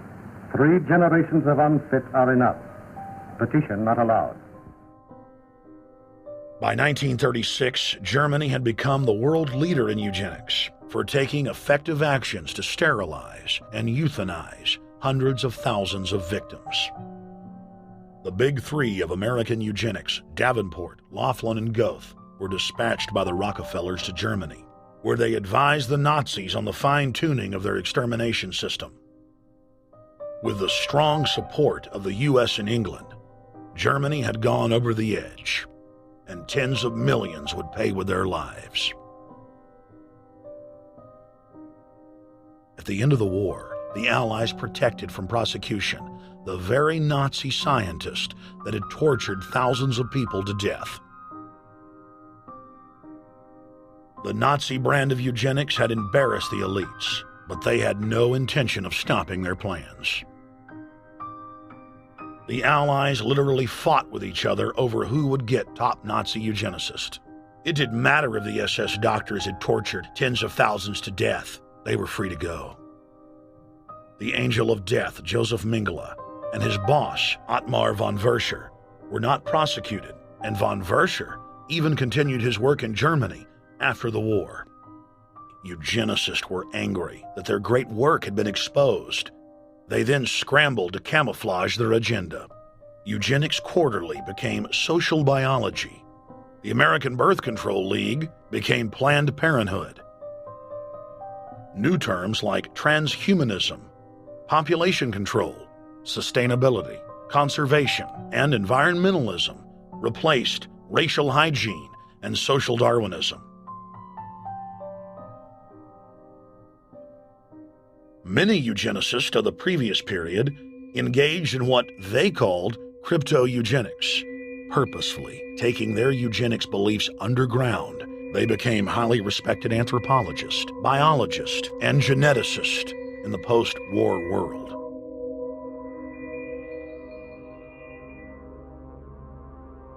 The Allies then smuggled thousands of Nazi scientists out of Germany and placed them in key scientific positions, ranging from bioweapons to rocketry throughout the military-industrial complex. The founder of IBM was a devout follower of Hitler. Thomas J. Watson had supplied his punch card computers and IBM technicians to the Nazis for use in the death camps. Tattoos on camp victims were IBM human identification numbers, which fed into the computers. IBM had used similar punch card systems as early as 1928 in a Jamaican race mixing study. The first real computers were literally invented by a eugenicist for eugenics. UN chieftain and unrepentant eugenicist Julian Huxley argued that since the leaders of eugenics had founded the environmental and conservation movements, that they should be used as vehicles in the formation of a world government. Just as H.G. Wells had envisioned, this government would be controlled by a scientific dictatorship and would be guided by the principles of eugenics. Huxley created the World Wildlife Fund with Bilderberg founder and former SS officer Prince Bernhard of the Netherlands and Prince Philip of England. In the event that I am reincarnated, I would like to return as a deadly virus in order to contribute something to solve overpopulation. Prince Philip, reported by Deutsche Presse-Agentur, DPA, August 1988. Aldous Huxley, author of Brave New World and brother of Julian Huxley, gave a speech at Berkeley in 1962, shortly before his death. He admitted that his best-selling book, Brave New World, written in 1932, was based not on fiction, but on what the elite were actually planning to implement. And here I would like briefly to compare the parable of Brave New World with another parable which was put forth more recently in George Orwell's book 1984. I'm inclined to think that the scientific dictatorships of the future, and I think there are going to be scientific dictatorships in many parts of the world, will be probably a good deal nearer to the Brave New World pattern than to the 1984 pattern. They will be a good deal nearer, not because of any humanitarian qualms in the scientific dictators, but simply because the Brave New World pattern is probably a good deal more efficient than the other.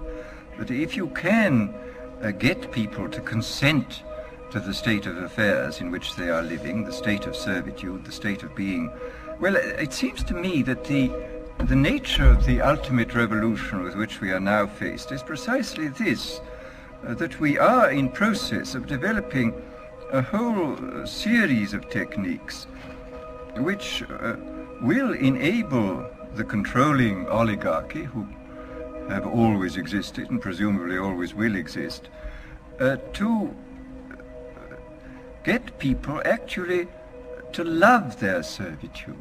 People can be made to enjoy a state of affairs which, by any decent standard, they ought not to enjoy.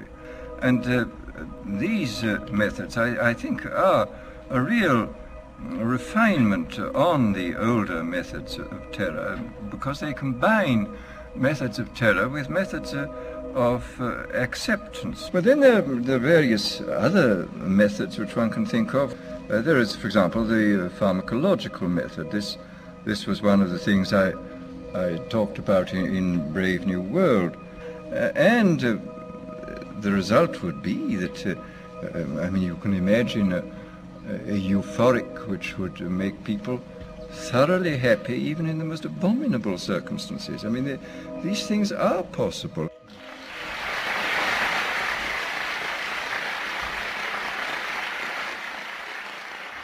The elite have left a massive wave of destruction behind them as they cold-bloodedly experiment on civilian populations as if we are lab rats. A string of congressional investigations has uncovered more than 20,000 secret tests that were carried out against the American people between 1910 and 2000. One well-known eugenics study, the Tuskegee Syphilis Project, killed hundreds of blacks and spanned 40 years until whistleblowers exposed it in 1972. From 1943 until present, the British have tested lethal nerve gas on their own personnel, on land, air, and sea. Many died instantly. Still others died grueling deaths over several years. The federal government commissioned secret radiation experiments on thousands of non-consenting patients. Hundreds of hospitals in the U.S. injected healthy men, women, and children with uranium and plutonium at dosage levels ranging from non-therapeutic to lethal, killing many of the test subjects. Pregnant wives of GIs were given vitamins by base doctors that actually consisted of highly radioactive uranium-239 and plutonium-241, resulting in violent miscarriages and the death of the mothers.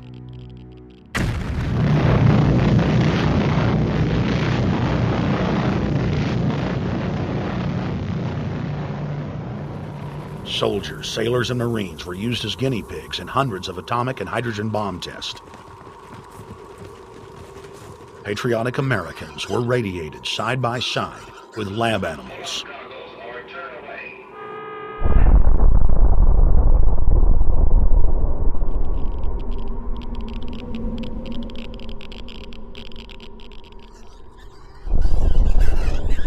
Pilots were forced to repeatedly fly through mushroom clouds of DNA-destroying radiation.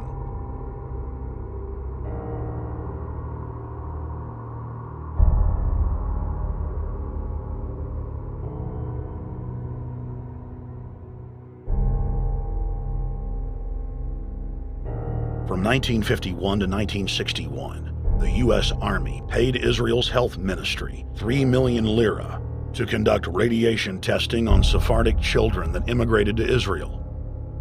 The government-run public schools would tell the children that they were going to get a medical checkup and that they were receiving an X-ray.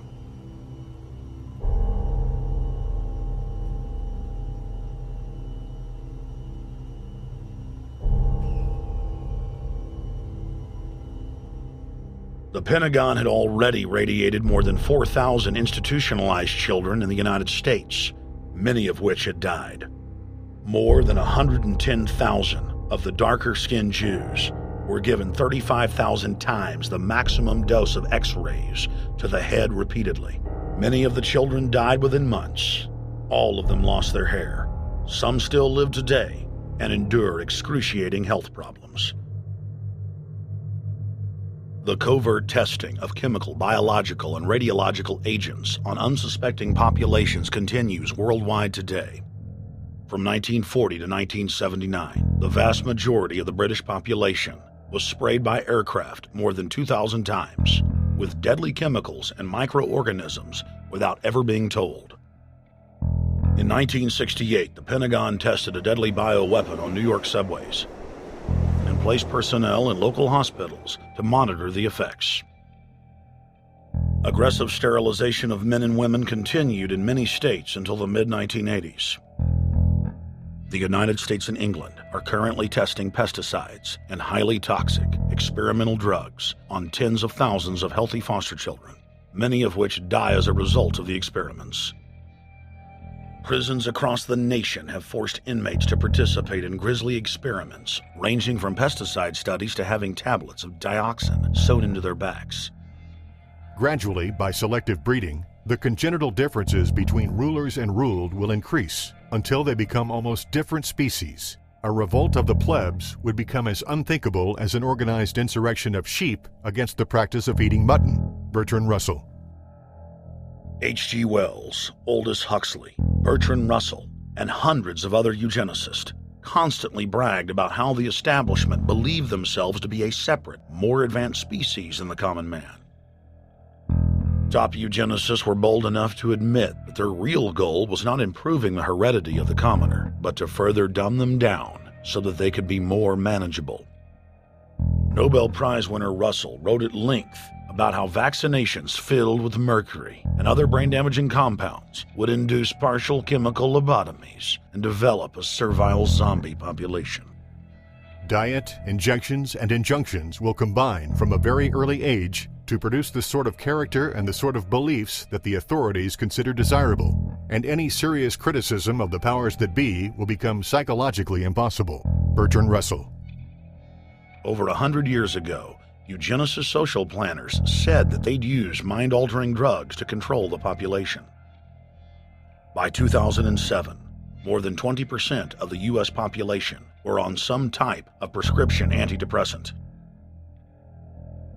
But in the case of foster children, a sector where the state has total control, at least 2/3 are forced to take a cocktail made up of, on average, 7 psychotropic drugs. Chairman of the Texas Society of Psychiatric Physicians, Joe Burkett, testified before the State House Select Committee hearing on psychotropic drugs in foster care and shocked the public when he said that 2/3 of foster children in Texas had been placed on psychiatric drugs because they were very, very sick from a bad gene pool. A lot of these kids come from bad gene pools. They don't have stable parents making good decisions. Besides the gene pools, they've then been traumatized by abuse, neglect, and problems, and then they've been traumatized by separation, and all those things predispose to mental illness. The Western world is now implementing eugenics pre-crime policies. Fetuses are now being pre-screened according to family histories of crime. From Portland, Oregon to London, England, Child Protective Services are enrolling newborn children into criminal databases at birth and forcing them to attend probation hearings at age 2. The overlords of scientific dictatorship are ruthlessly prosecuting a war on our most defenseless. In December of 1974, the U.S. government made Third World population reduction a central national security issue. The operation plan, titled National Security Study Memorandum 200, was simply a regurgitation of the British Commission on Population created by King George VI of England in 1944, which openly stated that populous Third World nations posed a threat to the international elite's monopoly of global power. The Kissinger-authored U.S. plan targeted 13 key countries where massive population reduction was called for. Kissinger recommended that IMF and World Bank loans be given on condition that nations initiate aggressive population control programs, such as sterilization. Kissinger also recommended that food be used as a weapon, and that instigating wars was also a helpful tool in reducing population. In 1972, the Nixon White House also implemented a eugenics policy which was directed by George Herbert Walker Bush, then United States Ambassador to the United Nations. Bush advised China on the formulation of their one-child policy and directed the federal government to forcibly sterilize more than 40% of Native American women on reservations. The Bilderberg-dominated Club of Rome advocated environmentalism as the best front to implement population reduction. Western populations would accept serfdom if it was packaged as saving the earth.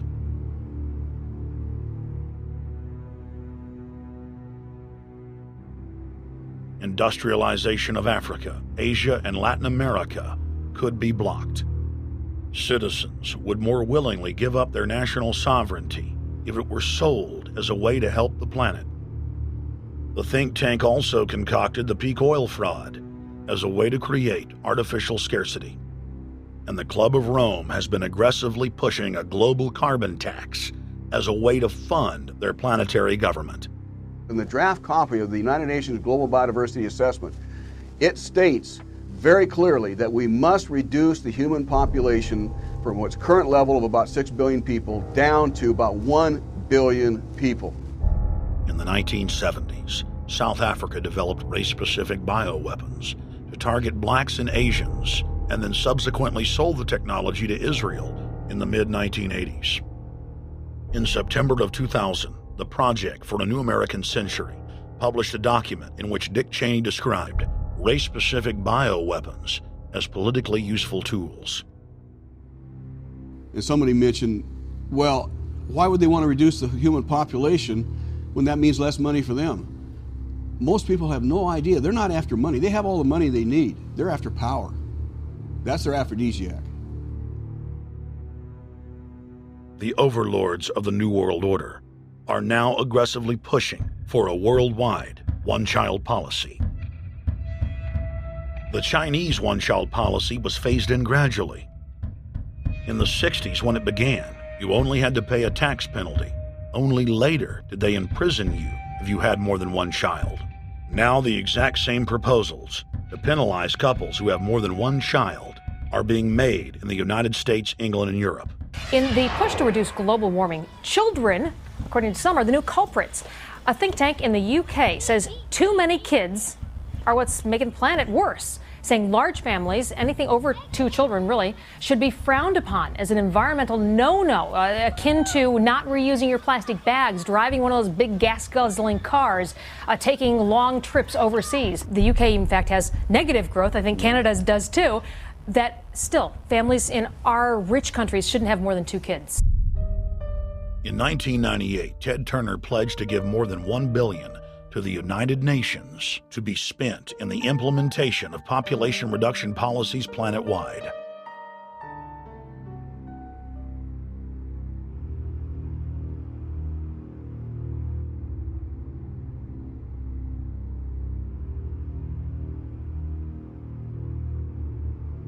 In 1999, the Bill and Melinda Gates Foundation gave $2.2 billion to Planned Parenthood, the United Nations Population Fund, and other population reduction groups.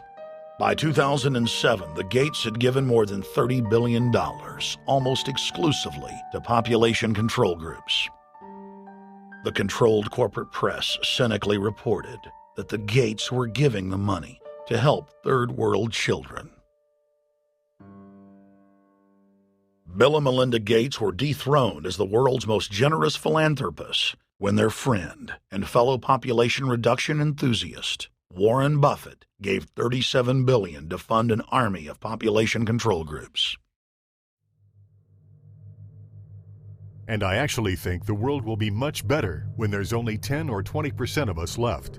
Dr. Eric Pianka.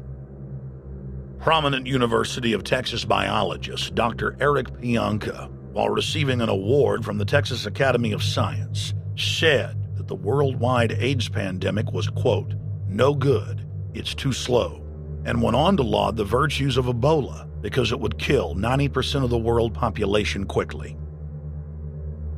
When his statements erupted into a national controversy, his graduate students defended him, stating that Pianka was too conservative and that all humans should be killed. But most frightening was the fact that in a crowd of over 1,000 prominent scientists, local newspapers reported that 95% of those in attendance gave Pianka sustained standing ovations every time he extolled the virtues of mass-culling microbes and man's destruction.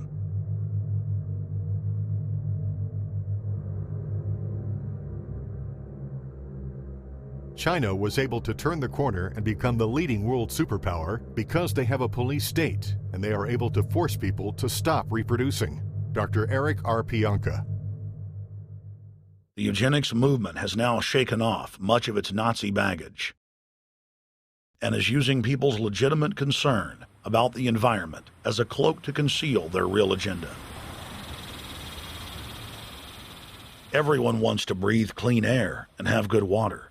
But the controllers of the environmental movement have done nothing but co-opt people's concerns and parlay it into support for global policies that further destabilize the third world and create untold misery. Phony environmental and conservation groups are now the biggest private landowners in the world. They lobby government to take property away from local populations, only to develop it themselves later. When the U.S. military dumps millions of gallons of nerve gas on the east coast of the U.S., they don't say a word. Thousands of companies are creating transgenic cross-species hybrids, splicing plants, animals, and insects, and releasing the new organisms into the global biosphere, vandalizing the very genetic code of the planet. And large environmental organizations do nothing. The corporate elite of the planet intensified their push for a global taxation system with a year-long build-up to the live Earth hysteria held on July 7th, 2007 on 7 continents. World leaders announced that saving the Earth was the new organizing principle for humanity and hailed it as the planet's new religion. They claimed that CO2, which plants breathe, was killing the Earth, and that we must reduce the number of children we have to curtail our carbon footprint. Countries across the world marked the day by passing new carbon tax schemes and raising taxes on gasoline, natural gas, and electricity. It is a scientific fact that the sun is the main driver of planetary climate, and the measurements are clear. The sun is becoming hotter, brighter. It has been slowly increasing thermal output in the last 100 years, causing warming not just on Earth, but throughout the solar system. But the scientific facts and even the order of the planets didn't matter to one of the chief organizers of Live Earth, David Mayer de Rothschild, heir to the British arm of the Rothschild fortune, when we spoke to him. When I called Rothschild on the order of the planets, he just laughed, thinking the audience wouldn't get it. He continued to count on the population's ignorance and claimed that the global warming lobby has nothing to do with carbon taxes. I guess he hadn't spoken with his good personal friend, Al Gore. Global warming, the time for debate is over. I think what you have to realize is that being environmentally sensitive and making money aren't mutually exclusive. There's a lot of money to be made in addressing this issue. But you guys are gobbling up all the world's concern to just simply line your pockets and make kids read your book in schools and do all this. It's a business, just like you said, Rothschild. It's not. Do you think I make any money out of this? It's the same thing. It's the same thing your your money-changing ancestors did. They're in Germany, Red Shield, and I'm calling you out, Red Shield. We know it's a scam. A pollution-based tax system, principally CO2. We're causing it mainly, vast majority of it. The consequences are bad and will be catastrophic unless we act. The polar ice caps of Mars are receding at several miles a year, much faster than ours, and that the moons of Saturn and Jupiter are melting. In fact, several of their moons were ice and are now liquid seas. Now, how are SUVs causing that, David Rothschild? That's because those planets are closer to the sun, my friend. No, Jupiter and Saturn are not closer to the sun. Neither is Mars. Yes, sir. I think you'll find, right, that the very simple matter, and what I wanted to say, and this is my final point, forget your taxation theory, because actually it's not taxation. Put a price on the carbon. A tax is the best way. Cap and trade can also do it. If there were a carbon-based tax, would there be a need for an economy-wide cap and trade system? They are not either or.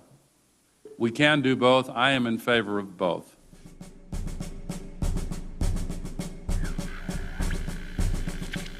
The architects of the New World Order are in a race to complete the structure of world government so they can suppress the independent development of technologies that threaten their monopoly of power, while at the same time steering new developments in the direction the architects chart for humanity.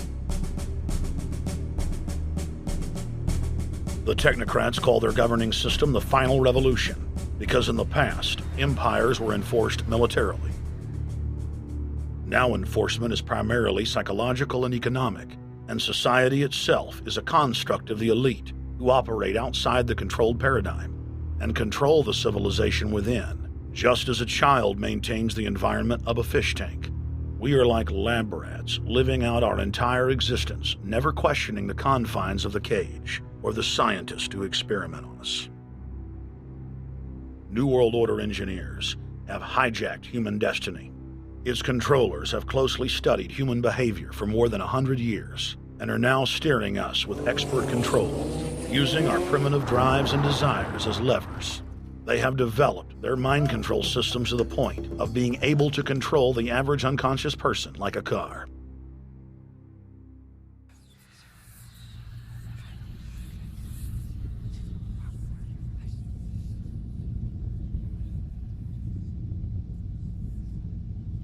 Eugenics dominated the 20th century. Its ruthless spirit has now metastasized into the fields of genetics, nanotech, and robotics. But that's not surprising. From their inception, all three disciplines have been dominated by eugenicists. The billionaire founder of Sun Microsystems, Bill Joy, courageously went public in 2000 to warn of a cancerous consensus among the technocratic elite that at best humanity would be completely enslaved by the year 2030, and at worst, mass extermination of everyone but the elite would take place. A who's who of the techno-elite are members of what is known as the transhumanist or post-humanist movement. Many of its adherents see only the beneficial aspects of technology's exponential rise, like bringing sight to the blind, sound to the deaf, and longer life for all. But what many of them don't know is that master eugenicist Julian Huxley founded transhumanism, and that society's controllers openly admit that the new system is designed to progress into absolute tyranny.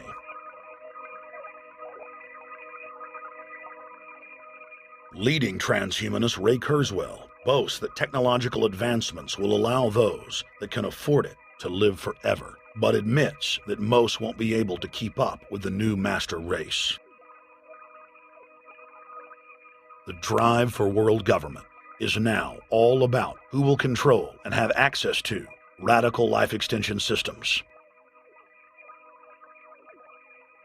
Biological evolution is too slow for the human species. Over the next few decades, it's going to be left in the dust. Transhumanists believe that they will attain the fountain of youth by merging with technology.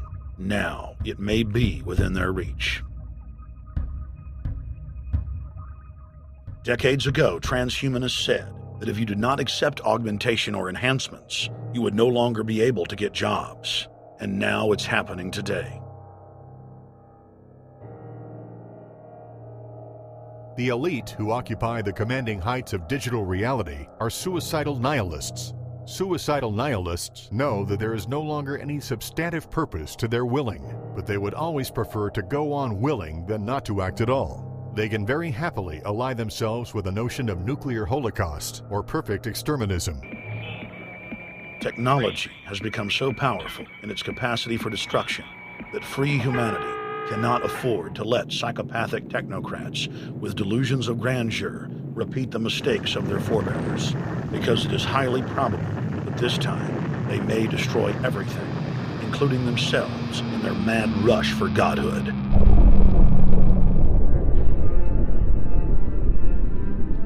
In this film, we have chronicled the Overlord's bloody orgy of experimentation, which already claimed the lives of more than 150 million people in the 20th century. And now, they are promising to deliver an invincible tyranny that will dwarf their past exploits. In the days of World War II, there were sovereign nations and armies to stand against Hitler's final solution. Once world government is in place, no one will be able to stop the New World Order's plans for global population reduction. For those immune to psychological programming, hundreds of FEMA camps have already been built throughout the United States. In their quest for population reduction, no method is off the table.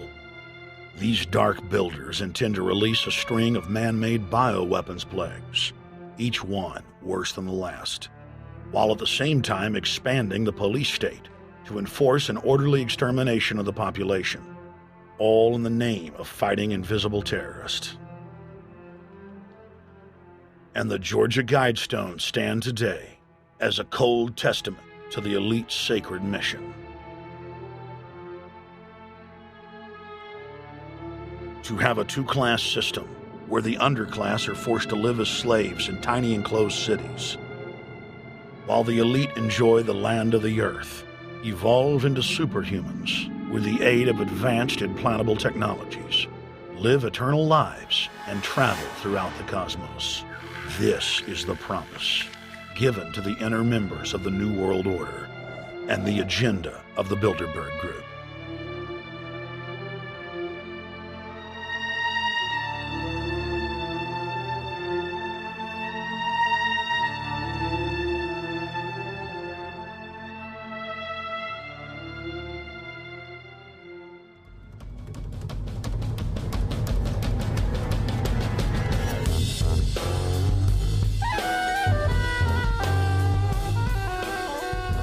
In 2007, Jim Tucker continued his 30-year quest to expose the globalist by traveling to Istanbul, Turkey, the site of Bilderberg, 2007.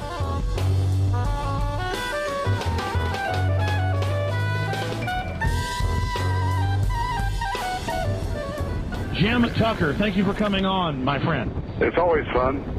Jim, tell us what you saw today when you were out at the Ritz Hotel. We were at the Ritz-Carlton. It looked like a typical Bilderberg scenario. They had the armed guards all around the place. They had platoons of cops in formation waiting for the disbursement. They also had cops all the way around the building, and they had all those high-tech things where every member can hear whatever's spoken in any language instantly translate into his own language so they can keep up with it.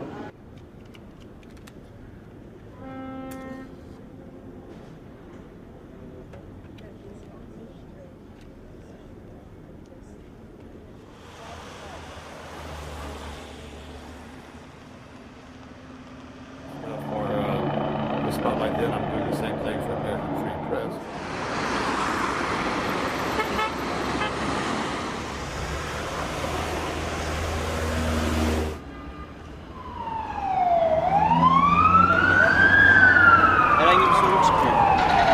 Hey, is the hotel open? Şu İngilizce bilen var mı? Ben bilmediğim için. Let's just ask him directly.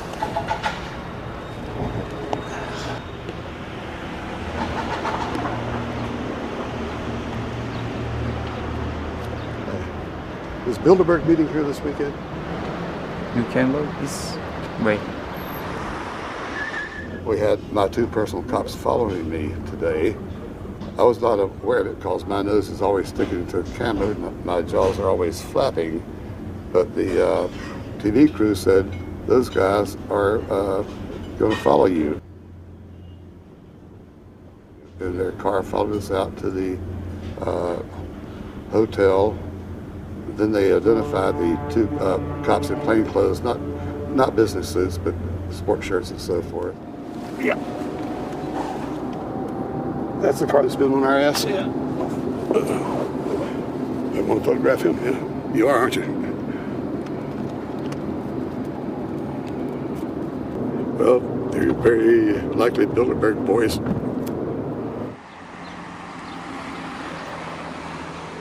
John Elkin, owner of Fiat and a fellow Bilderberger, thought that they could take a stroll off the grounds without being noticed by the commoners. I was thinking about that.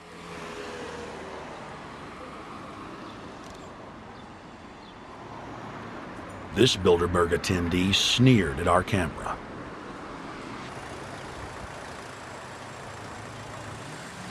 This carload of kingpins gave the media a murderous look and seemed shocked that they would dare point a camera in their direction.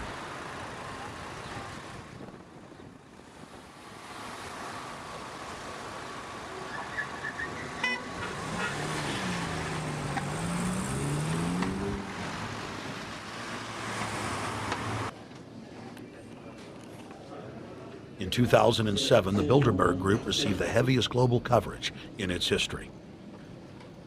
Jim Tucker witnessed press conferences attended by hundreds of members of the media and a new generation of info warriors, like reporter Paul Dornanu of Romania, are tracking the elite, no matter where they hide. Expunem acest grup Bilderberg. Now, Jim, my governor, Rick Perry, it's in the front of the Dallas Morning News. The headline reads, Texas Governor Rick Perry to attend Bilderberg. What does it mean to have the governor of Texas in the Dallas Morning News just admitting he's going to Bilderberg Group? It means he's a potential president, even as the obscure governor of Arkansas, Bill Clinton, lost his virginity at the Bilderberg meeting in Baden-Baden, Germany in 1991, and he's elected president the following year. Now, if he goes nowhere in a run for the White House in the years ahead, they'll drop him like an old shoe. They do that often, but officially, Bilderberg considers Governor Rick Perry a potential president of the United States. Yes, it's a violation of the Logan Act, for which Bill Clinton's White House was fined $300,000, which means the taxpayers paid it. When Perry returned to Texas from Istanbul, we were determined to hold him accountable for his treasonous actions.